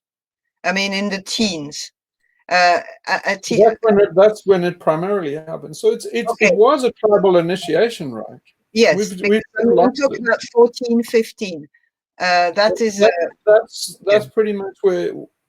Yeah, in my case, yeah, it's a youthful thing. Yeah, it's a youthful thing. See, that was Ramana Maharshi was 16, I think, at the time when that happened. A very, very good age for it. Yeah. So basically, there's a point where you have plasticity of the brain, and you also can have the knowledge. But this is one of the reasons why our society is making a monstrous mistake, infantilizing the kids and keeping them in pubescence, extended pubescence. Is if you have a look even back to the time of Benjamin Franklin, I think Benjamin Franklin, he already had a university degree, and he was basically, I think he was like 12 when he graduated. You know, I mean, it was. I remember when I was a kid, I read these Midshipman Hornblower books, and I was fascinated because I was about 10, and Midshipman Hornblower, he's like 12 or something, and he's on a British warship, Man of the Line, and he's got serving men underneath him, 100 serving men, and he's doing all the shit, and he's fucking 12. It was only a couple of years older than me. And the difference between our society, where we're infantilizing kids at 12 years old, kids were 12, at 12 were men. Hugh, the better example, there's a better example. It is when that fellow that you spoke of, who did all the fighting in Chile and liberated the country. What was his name? A little while ago, you did a post on him. I can't think of his Chapman. Cochrane? No, Cochrane. Oh, Cochrane. Yeah, right. That story about Cochrane's getting on his battleship, sets out to go battle.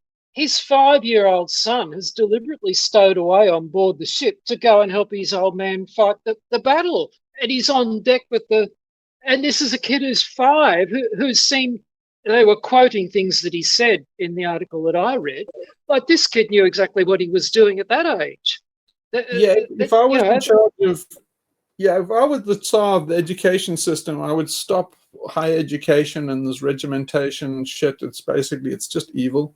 What should be happening is kids should be with their mom until about, well, we're talking males here. They should be with their mom till 7. There's a crucial change at 7 because it's kind of the age where you can make it in a tribe on your own without mommy. And at the age of 7, they should go into the workplace with daddy. So basically, everybody who is working as a wage slave in a cubicle or something, you should have your son there showing you. A guy should be showing the ropes. But this is only recent, because up until, I grew up I was born in the late 50s, so I grew up. That's what people were doing with our the children, whether male or female. You were at 12, 13, you were either going with your dad at work and mother, and you'd be quite grown up at 13, 14. You'd be quite aware and be able to survive, actually, at that age. But there's been a big shift since. Yeah, it's funny you say that. It's funny you say that because I was, my dad did that with me. I mean, from the age of 9, I was sitting in business meetings and stuff with him in his high-powered business meetings. He was a senior. I can't dox myself, but anyway, he was a big wheel, and he took me into work with him in my holidays. But then I'd go, back to school. It's like schooling is a complete fucking waste of time. They're not teaching you anything. What they're trying to do is just is socialize. They call it socializing. It's not. It's making you obedient, making you productive, cog. It's basically, it's dehumanizing. It's not socializing. And the aim is to make you stupid, obedient, compliant, and productive. It's a sin. What we putting kids through school, it's a fucking sin. Where they should be, you see, if they were at the age of 7, they went into their parents' workplace, they would get a proper education for the job that they're going to do. They're being undereducated, being taught by strangers, and basically, if you talk about abuse and sexual abuse and stuff that's happening in the classroom, you're fucking lucky. You're fucking lucky it's so mild. It's an intolerable situation. The fact that people set this up mean they're nothing short of criminals. Just find the people that made the system, take them out and shoot the fuckers. I mean it. I agree. Every moment of child abuse that ever you saw in the news, blame it on the guys that set up these school systems and set up. Kids are not supposed to be in those barracks. They're Auschwitz. They're supposed to be in the workplace with their parents, learning. They're supposed to go through initiations that are so instinctive and that we know they exist because they've replaced them with all sorts of token things like communions and bar mitzvahs and whatever, all those. But those ages, those crucial initiations that happen at puberty and under the guidance of the elders is completely disappeared. Yeah, but that's why. Can I jump in for a second? You can awaken at a propitious age in your teens. You need to have this period of initiation and presence with adults that teach you and initiate you at that moment. Not strangers, especially, blood relatives. Exactly, or people. Hugh, can I just say something about Sophie's point there? That the little story I told you about the traffic accident I was involved in, and I was also wondering whether that was a self-created initiation because I'd never had one.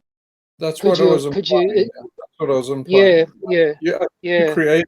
I mean, I didn't want to condemn you created it to some kind of. No. I mean, I'm aware. That's my interpretation. Yes, you created your own initiation. Yeah, I created it. Yeah. No, I have thought well, that. All young people create their initiation. They're starving for it. Look what they're doing. It's all these are posed towards a form of initiation. It's you can decrypt that through all sorts of games and things that they're doing. Even the gaming online, everything has got this kind of attaining a certain level and getting out. It's there. And when you're looking at to have been initiated young, you can reap a lot of things when the occasion comes along in your life for an awakening. But if you are not, what happens? Well, yeah, I'm sorry to say this on a live forum, but this, if you go back to Columbine, and you have all these guys endlessly, Michael Moore and then all this, violence and fucking Jordan Peterson is weighing in, and they all, why does this happen and stuff? And I'll tell you why it fucking happens. You didn't fucking give them the initiation they needed, so they did it themselves, you fucking idiots. If you don't fucking initiate the kids properly, take them through the valley of the death, have the death of their childhood and re-entry into adulthood and rebirth, the spiritual rebirth, they're going to do it themselves with a fucking machine gun. They're exploring death on their own. Go and look at the guys in Columbine. Look what they wrote. They're exploring their own initiation without any fucking guidance. And what do we have? We have fucking psychopathic psychologists that are absolutely clueless, and they're not guiding them. They don't have the knowledge. They're fucking charlatans, the lot of them.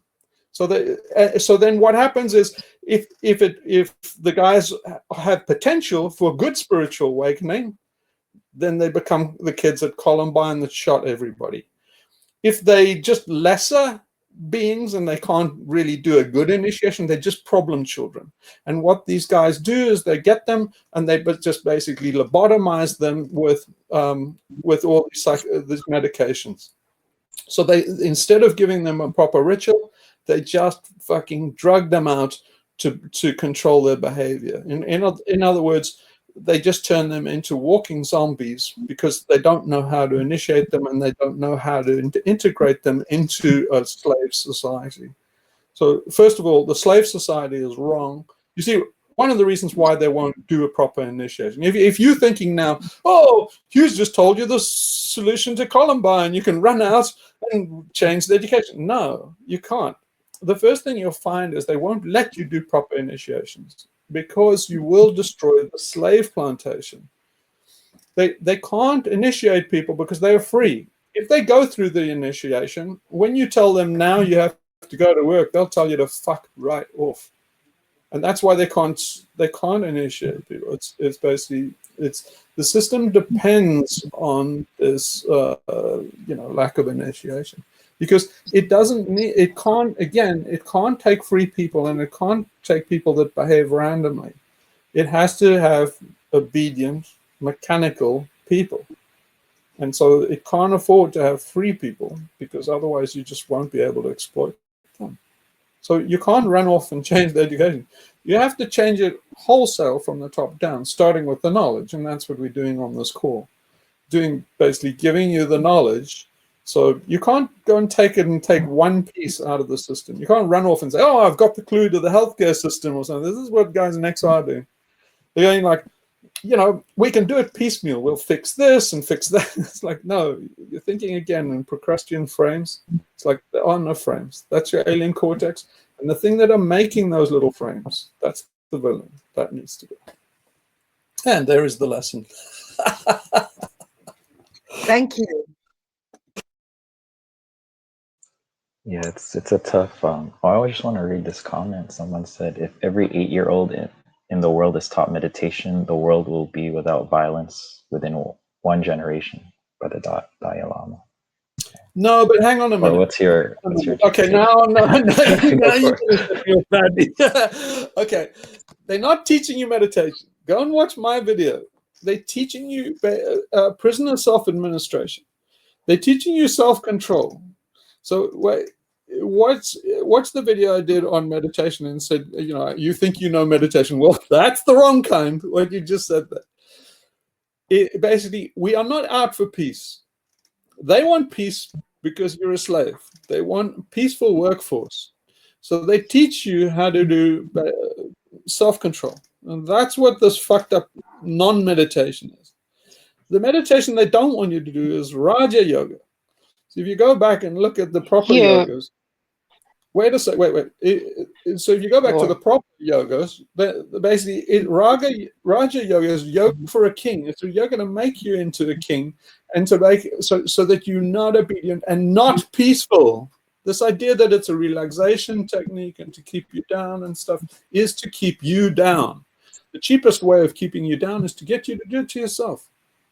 So what you're saying, that quote there comes from the Maharishi, and he was selling snake oil. Right. And here's another quote. It's our comment. Transcendental meditation can lead to awakening and experience of non-self. But I know you have a different opinion to that. About transcendental meditation. They're going to trick you, right? As a blanket statement, that's true. Especially if you say transcendental meditation, it means you transcend, but they're tricking you. They're saying, I'm going to teach you transcendental meditation. They don't. They teach you a way of being subservient, and it's often subservient to the guru. So basically, what happens next? You're going to have a look after you've done the meditation and that. You're in a pyramid selling scheme, and you'll sell people their own endorphins, and basically somewhere along the line, this is going to be in the newspapers because somebody's going to demand their dick sucked, and then it's going to turn into a bad headline. And that's where all of these things go. So yeah, those guys they getting scalps. They don't want you to be free. And one of the techniques is teaching you self-hypnosis. So be careful. Transcendental meditation, they will teach you self-hypnosis, and then it's doing a couple of things in terms of the cult. In terms of the cult, it's giving you a differentiator, and it's also what is going to happen is you're going to get some good results. You're going to get your endorphin levels up and stuff, and you're very likely to get one of the results is people will start adulating you. You'll start getting people coming up to you and saying, "Ooh, you're making progress in this," and you start to you say, "Oh, am I?" And then you start realizing you have power over people, and the next thing you know, they basically got a fucking aura around your head, and you exude peace because you realize everybody goes, "Ooh, he's got it. I want some of that." And eventually you're selling people the peace, but it's their own endorphins. And building up this ego that now I'm a spiritual teacher. I'll put an orange towel around my neck and wear the ochre robes, and and then also I'll give you a few hints if you want to pull this trick. It's the easiest fucking trick known to man. Lower your voice a few octaves. So basically, now I am your guru. If you listen to the words of Lord Hugh, you can reach a point of enlightenment. But keep your voice low, because it says, I am the one with the serotonin. I tell your monkey brain, I am calmer than you. This, my children, it means to your primate brain that I have the most serotonin. If I have all the serotonin, I am the boss. And I show you this with a low voice and a calm attitude. And then you give me lots of money and lots of praise. I get more serotonin because serotonin is not a democratic hormone. The guru takes it and you give him more. And then he fucks you in the pussy.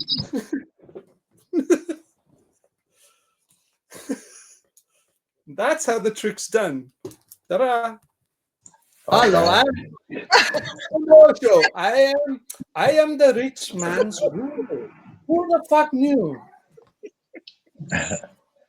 All right. Oh my God. Oh, thank you for that. If you wanna, here's one more comment. I don't know if you wanna go here. Someone's asking for thoughts on Theravada Buddhism, direct teachings of the Buddha. So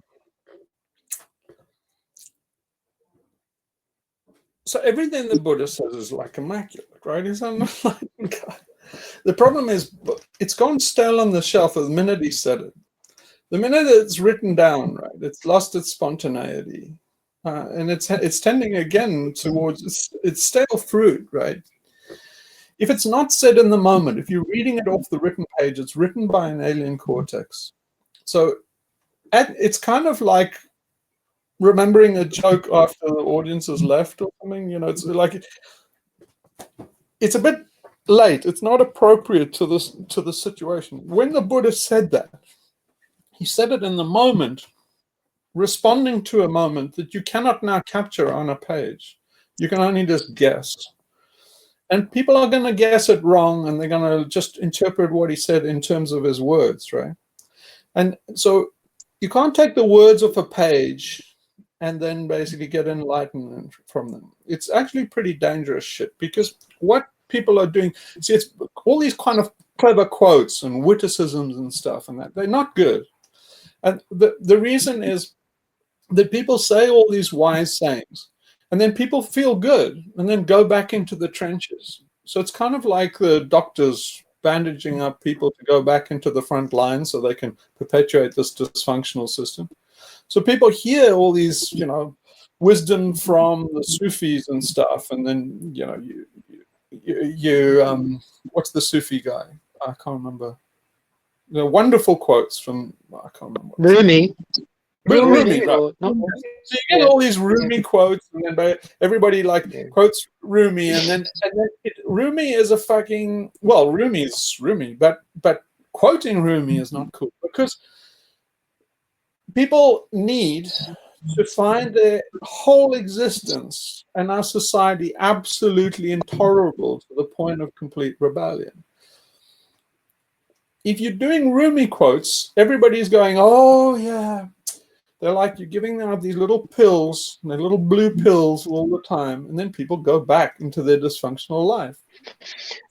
It's not really good or anything, and it's not doing any good. It's just these little sugar pills that are making people feel better. They shouldn't be feeling better. They should be feeling fucking miserable, especially in the world we live in. But I think here there's and so be careful about the Buddha. If you were studying the Buddha and it makes you feel better about the world and this existence, well, it's like, nah, man, that's fucking unhealthy. If you're in the world we're in today and you feel chipper about it, you're fucking deviant. You're well off course. Oh, here's the response. Theravada Buddhism is a collection of teachings on how to meditate. How else do you reciprocate these teachings other than through the alien cortex? You have to, but you see, this is why what the guru's doing is a bit of snake charming. So you're basically keeping the alien cortex occupied here while basically you do surgery on the other layers of the brain. So a lot of the stuff, you see, this is the power of an ARG. Basically, people go like, what the fuck is this? They can never get hold of it. They can never pin it down, never put it in a box. So while the alien cortex is tracking, trying to find what the fuck, whether it's Arthur or Martha and stuff, it's busy. While it's busy, then the guru can get in and like quickly rearrange the feng shui of all the layers. But as soon as the alien cortex realizes what you're doing, then it'll put up its guard again. So you can only do it for so long. So unfortunately, you know, you can see from a point of text, it doesn't help you, because what you're going to do the surgery on yourself, it's difficult. Yeah. Can I budge in there, because I know Gary wanted to say something, and I won't be long. I'm never long, but we had this conversation with Gary yesterday, and we talked about some of the things we discussed, like awakening, what we were talking about for the last couple of hours.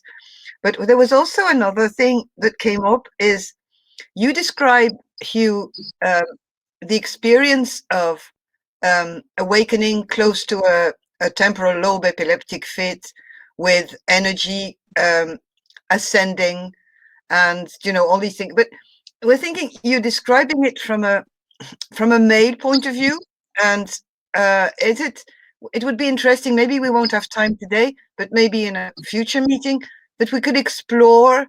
Maybe because I wouldn't be able to talk about it much, but the female side, the differences,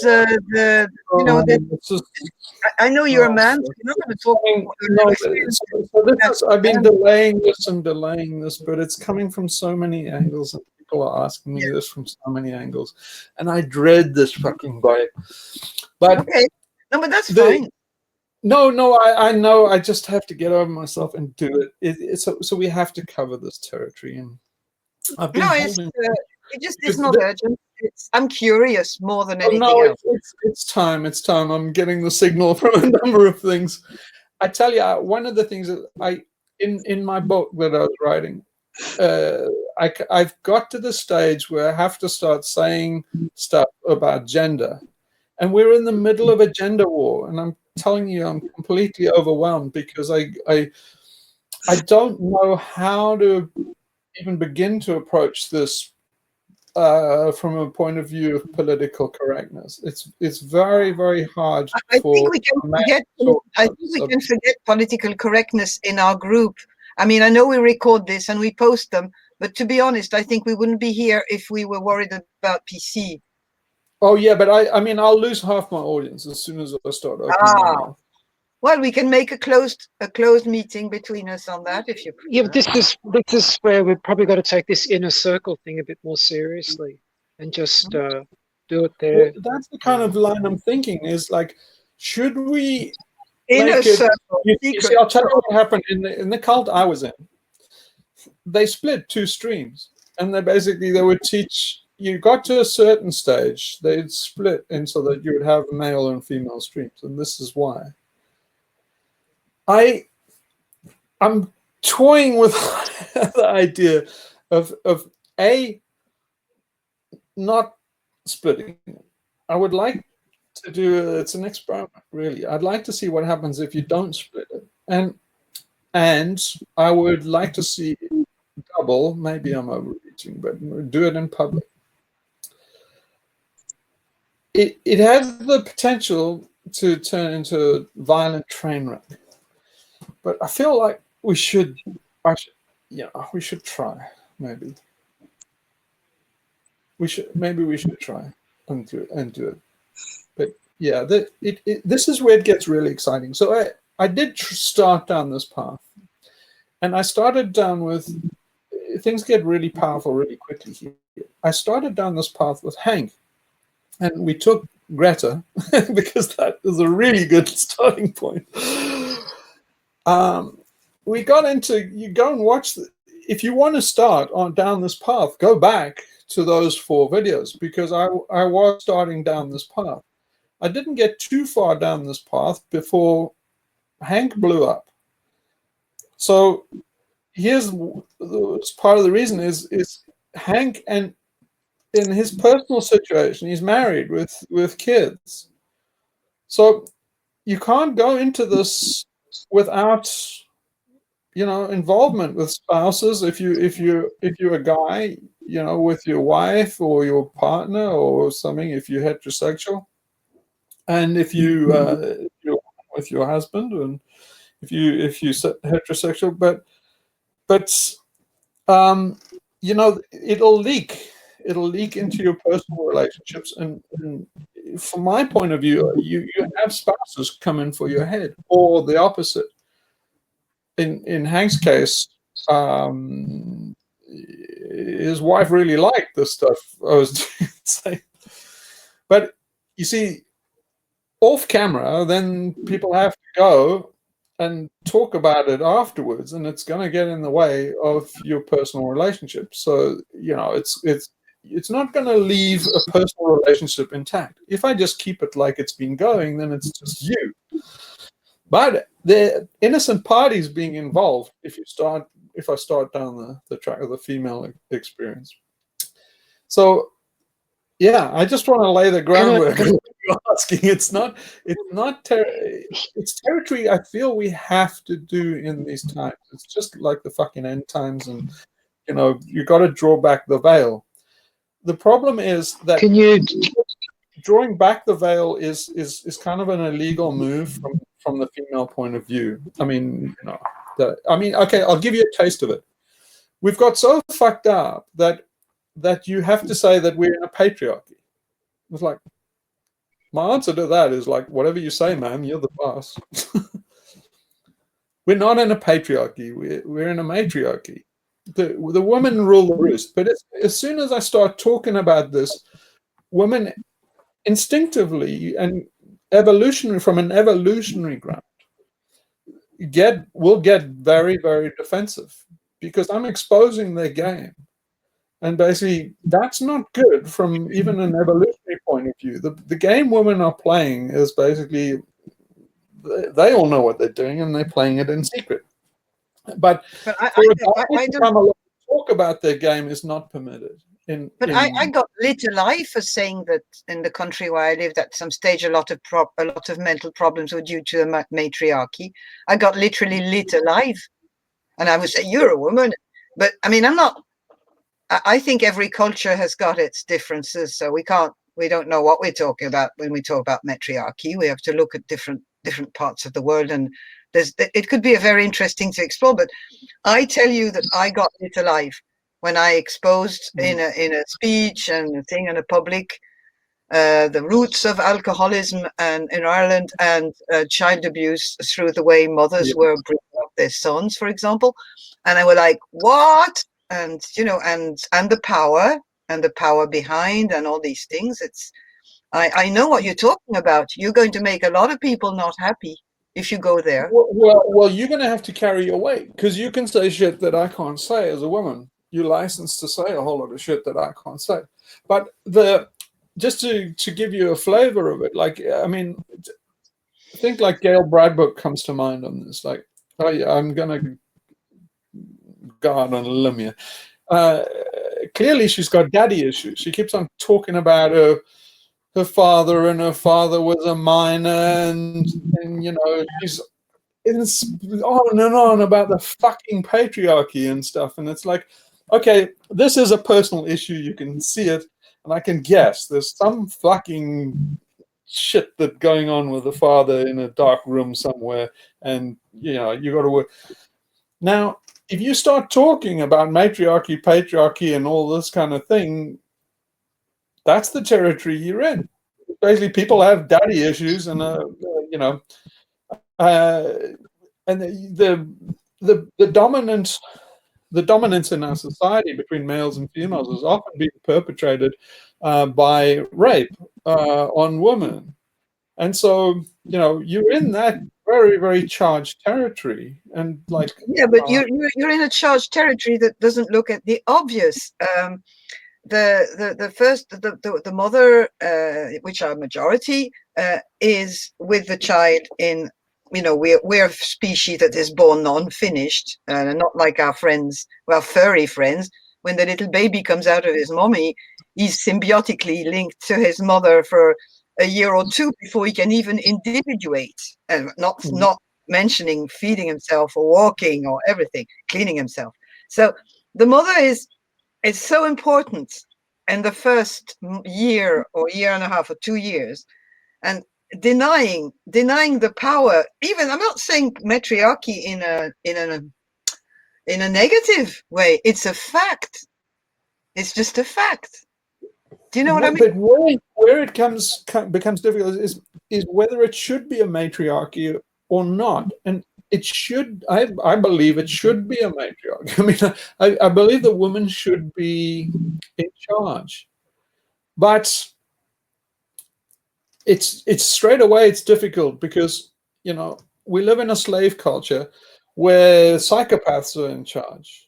And so, in some ways, Gail's rebellion against the patriarchy, she's rebelling against psychopathy. But unfortunately, what she's saying is the woman should be in charge. And what that translates to in the language of our society is that actually the woman should be the psychopath. So like, no, the woman should be in charge, but not that way. It's like, let me give you an example. I've said this before, but I don't think anybody believes me. Is if you go back to Victorian times, the women were in charge. It was a fucking matriarchy all the way up to Queen Victoria. It was a solid Britain today is a fucking dyed-in-the-wool matriarchy. The women are in charge. You go to Britain, and you're like, the guys can say what you want, but they've got no balls. So you basically say anything. You see what's decided in a room. The women fucking decide every time. If it goes the man's way, then they'll shut up. If it doesn't go the man's way, fucking hell, those sparks will fly. It's a matriarchy, the woman in charge in Britain. But but you're not allowed to say that. You have to say the men are in charge, and say, well, you're missing the point.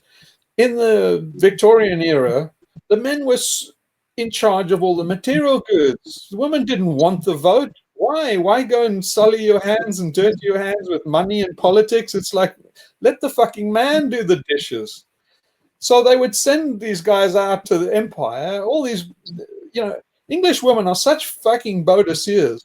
They sent their men out to the far corners of the world to bring them back goodies. Your men wouldn't have done that on their own. It did it because of the fucking woman. They set a very high price on their pussy. They said, basically, to have my British pussy, fucking conquer India. And Robert Clive was like, Yep, absolutely. And he was off to India and basically getting goodies. Why was he getting all those goodies? Because then he could go and he'd get a nice woman.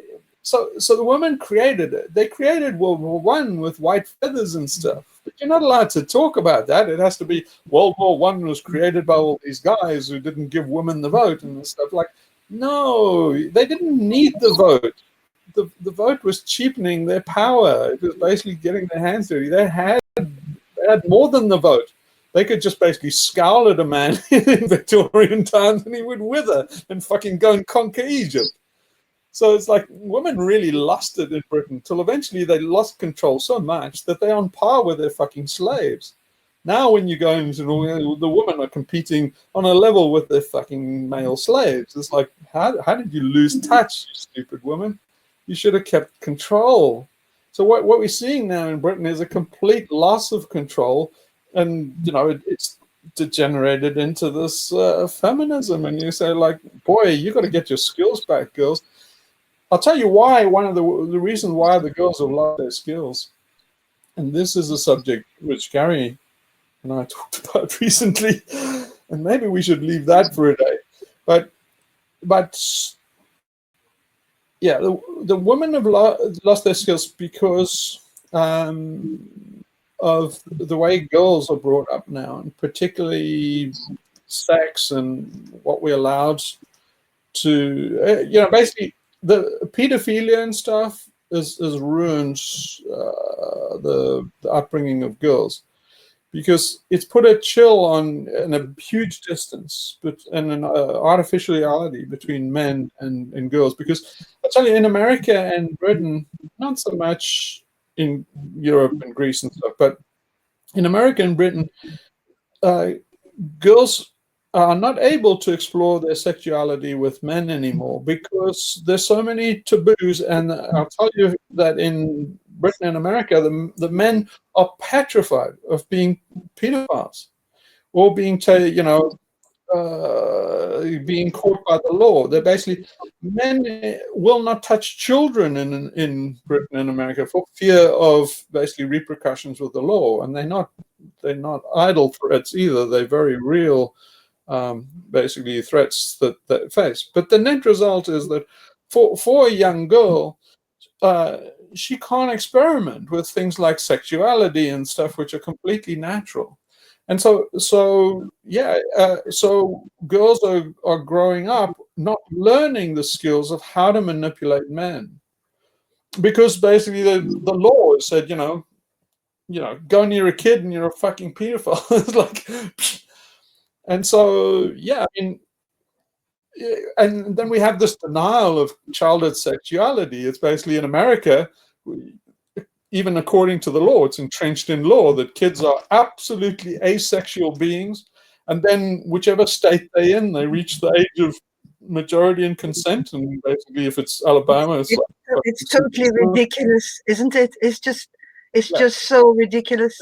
But basically, you get to in any blue state, you get to 18, and then there's supposed to be a big master switch that goes on. Hello, you're now a sexual being. Hello, and basically, sorry about all the sex ed and stuff we gave you, but sex ed in schools in America is just Puritan scaring them to shit with sexual diseases. They're just trying to scare the kids into abstinence. And they did all sex ed in America is the sex ed that I saw my kids getting. They just petrify them with, STDs and all about this STDs, and make like, sex is what they're communicating is sex is dirty, sex is evil, sex you'll get AIDS, wear a condom, and basically fear, sex, fear, sex. And it's a Puritan thing to stop you breeding. And they want to stop you breeding so that you'll go through college before you get pregnant. And then basically you'll be a productive slave. So I had a totally different upbringing because France is at the antipodes. In my time, the antipodes. So it's, I've seen it in England though, because I've got half of my family who's English, and I could see the Puritan imprint there, right? But it was the 60s, 70s, so it was a bit different. But what you get out of that, it's changing. It's becoming like that now in Europe. you get. Yeah, what you get is like woke and Me Too and stuff, and the reason is because this pretense that kids are not sexual beings that doesn't allow them to explore sexuality. So eventually, when they are exploring sexuality, it's taught to them by psychopaths like Weinstein and stuff like that. So they learn all the wrong cues. They don't have basically. Girls are experimenting with their sexual power and their magic from the age of 4. They realize that they are attractive and they start experimenting. 3. Yeah. So they start experimenting and stuff. And what happens now is they completely ignorant about what they're doing. So they come to a man. It can be, especially because we have such blended families now. And then you might be stepdad or you might be dad. And your daughter or your stepdaughter is going to come to you as a man, and basically she's going to experiment with sexuality.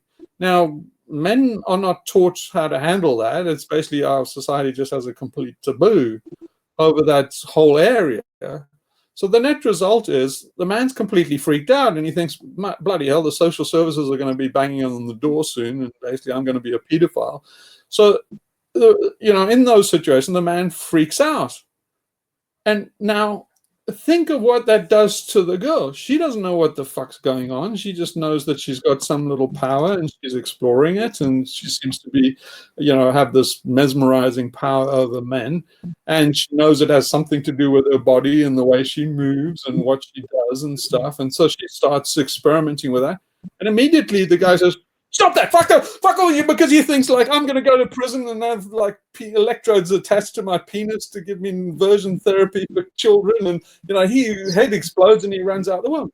Well, imagine what the little girl thinks. She thinks, "What the fuck? Am I a monster?" She thinks like, "Is my body so fucking ugly that like this guy just head blows off and he runs out the room?" And she feels introverted, and the next thing she knows, she's got bulimia and she's got all these body issues and shit like that.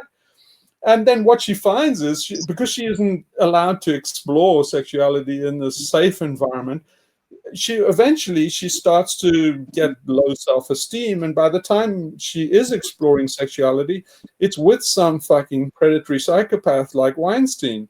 And so what those guys have realized is the same as Donald Trump that grabbed them by the pussy. Go and look at that video. What Donald Trump does is a power play. You see, psychopaths soon realize that these girls don't have any skills. And so what they realize they can do is they can shock them and get control over them. So the very first experience they have is a shock experience of sexuality.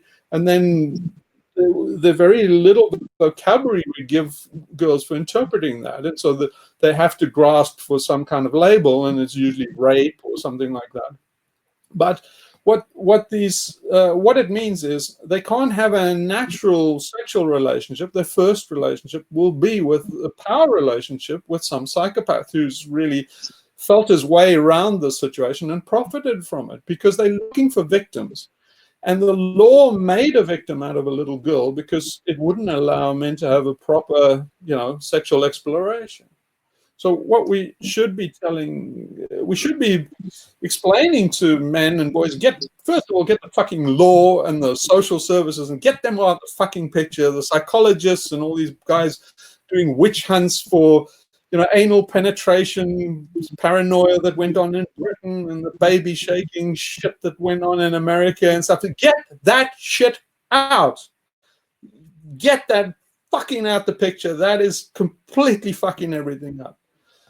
What we need to be doing is to explaining to men and boys that girls are sexual. They will come onto you. They will strip for you. You will be amazed what.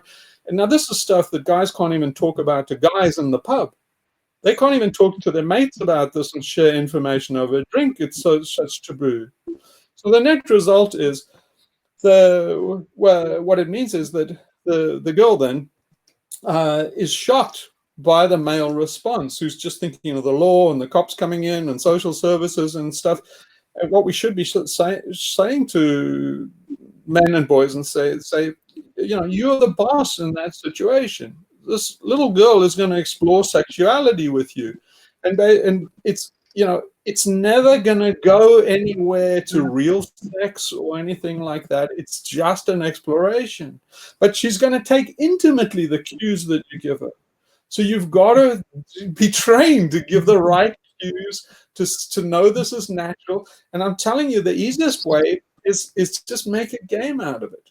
It's the game of love, and it's the game of life. And you have to, you know, smile, and you know, it's so easy to handle. If you saw an example of it being handled, everybody would know what to do. But you know, the way is you know, you just smile and laugh and say, "Oh, you naughty girl," or say like, "Oh, you sexy when you do that." You know, it's basically, and then make her feel good, make her say, "Yes, that's the thing you've got." But the man is in control of that situation, and think, what are you teaching her the skill? And you know, it's the other. So make a game out of it and make it fun. You know, it's basically teach her the art of love. So you know, imagine you're Romeo and she's, you know, doing something obscene or something, but she's trying to be Juliet, and then you know, make it into Romeo, and when she does that, so. Oh, you know, my beauty you cannot compare, and you know, do a fucking soliloquy, and then she feels so. One more thing I'm saying this is, those incidents are very short-lived. So one thing that's freaking guys out in that, they think, oh, you know, she's doing a striptease in front of me. This is going to end in like, you know. It's going to end up like a video on like what's the fascination these days of like incest. Yeah, so so we're heading for incest porn, and the guy freaks out. But it's like, it's not going to go anywhere near incest porn. So the little girl doesn't know where it's headed. It's like she doesn't know that's the destination. It's not going to wind up there. So it's very short-lived, those incidents. Little kids will do basically flirtation and stuff like that, and then they'll get bored and fuck off and do something else or go play with their dolly. But they'll pick up immediately if you try and divert them or change the subject, or they in those moments they're exquisitely keyed in to your response. Basically, this is reproduction and life and death. So they evolved to be hyper attuned. So you can't do something like saying, "Oh, this is awkward. Get out the dolly. Let's go and do something else." She'll know that you basically diverted from the situation, and you got to think. You'll see it in her eyes. She'll go, "Why did he do that?"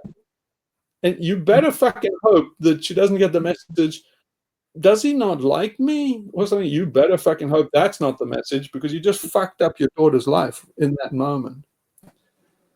But we're not allowed to say this stuff. We're not allowed to get up in an open forum and even go here. So it's like, and it's tragic. It's the tragedy of the world.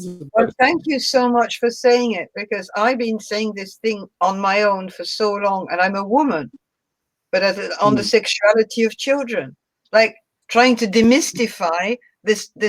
Oh yeah, everybody who had kids knows that children masturbate, like at a very young age. And when I used to have patients coming to see me, "Oh, I'm awful worried.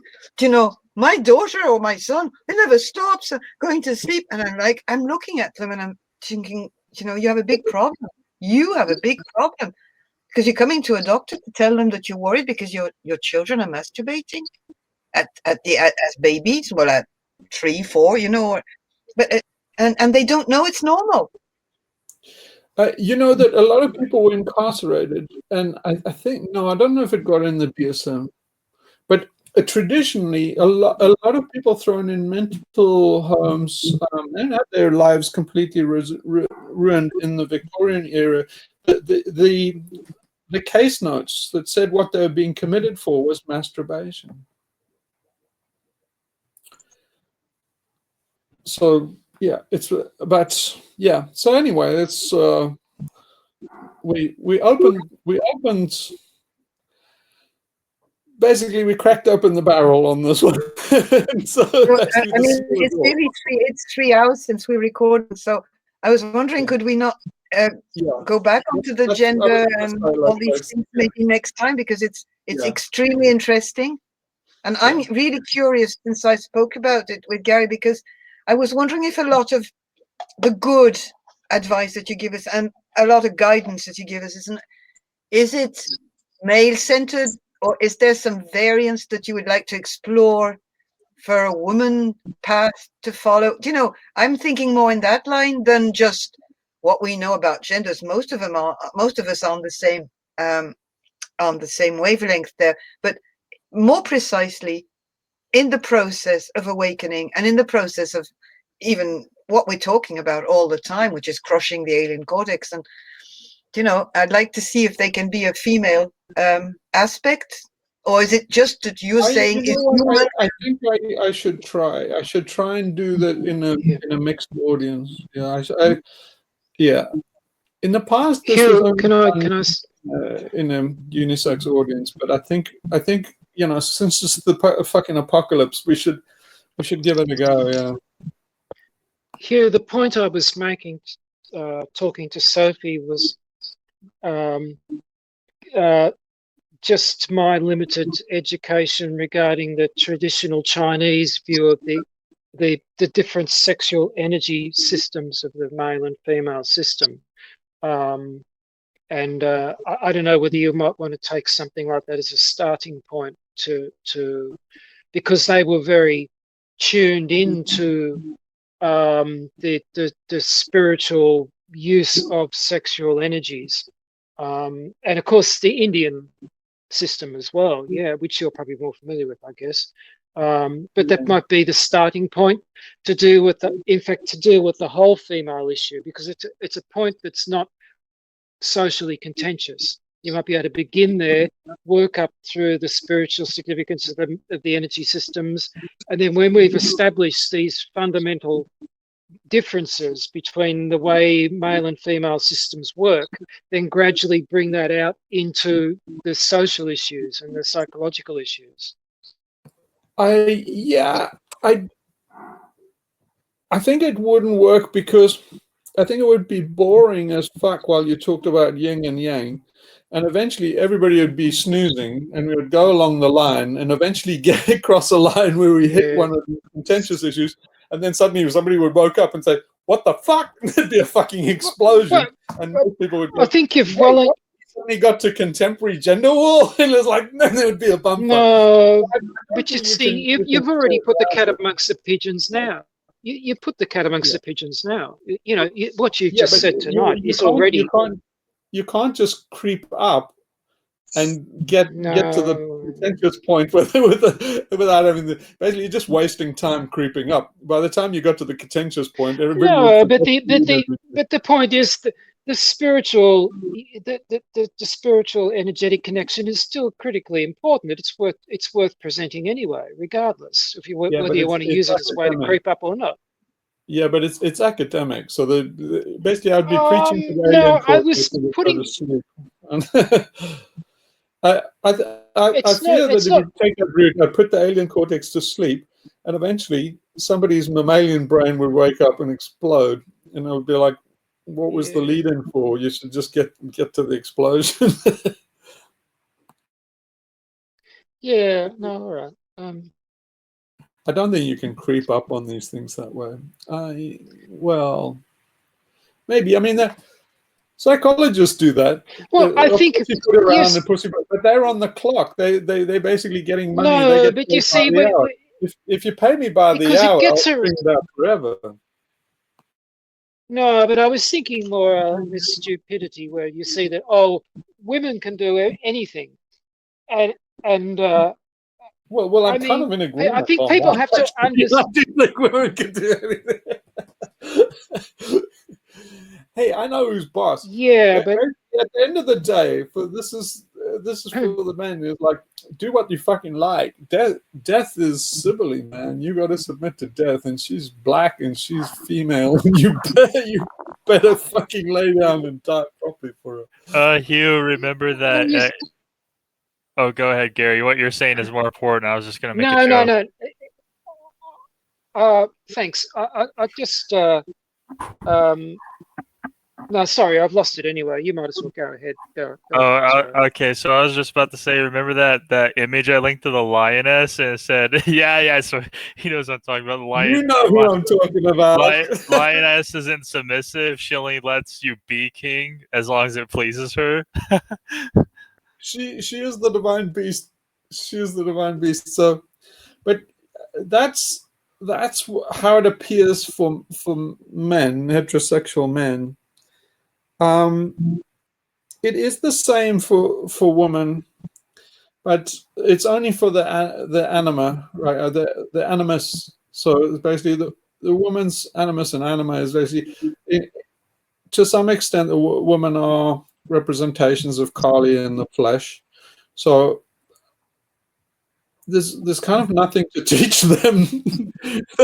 they kind of know it. We just kind of, you see, what Kali is doing in the modern world is running rampant. So you can go and look in the Bhagavad Gita about Kali running amok. Now, Kali is running amok now, and that's the difficult thing to talk. Really, when I say about the mammalian's brain head blowing up, is Kali is running amok. It's the female aspect of us running amok in the world. How Kali was brought to sanity was by Shiva, and particularly by Shiva laying at her feet.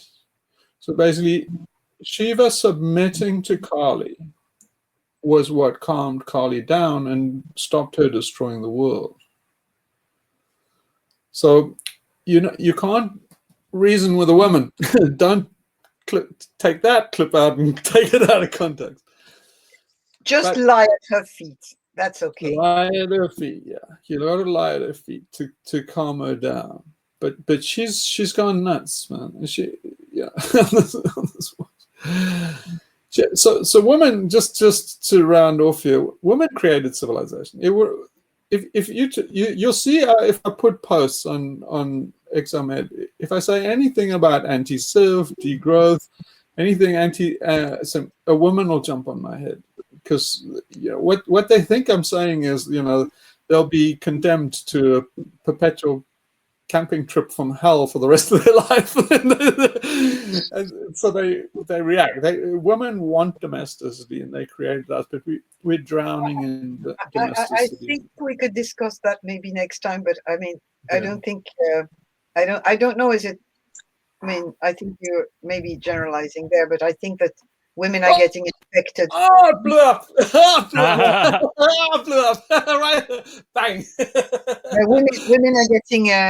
Women are getting infected as much as men by now, so it's very hard to know where to draw the boundary between who is defending civilization and who's not, who's maintaining it, and who has interest in it being maintained. So it would be an interesting spot to start discussing that next week. Anyway, we got I'm just getting a bit tired there about, and my brain is starting to show signs of I don't know, like I can't concentrate anymore on what you're saying. Yeah, well yeah. If we should do 3 hours for another 15 hours, and then that would and I'm starving.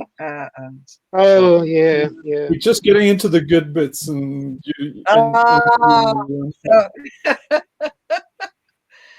keep it 3 hours. Let's try go for 24, man. Come on.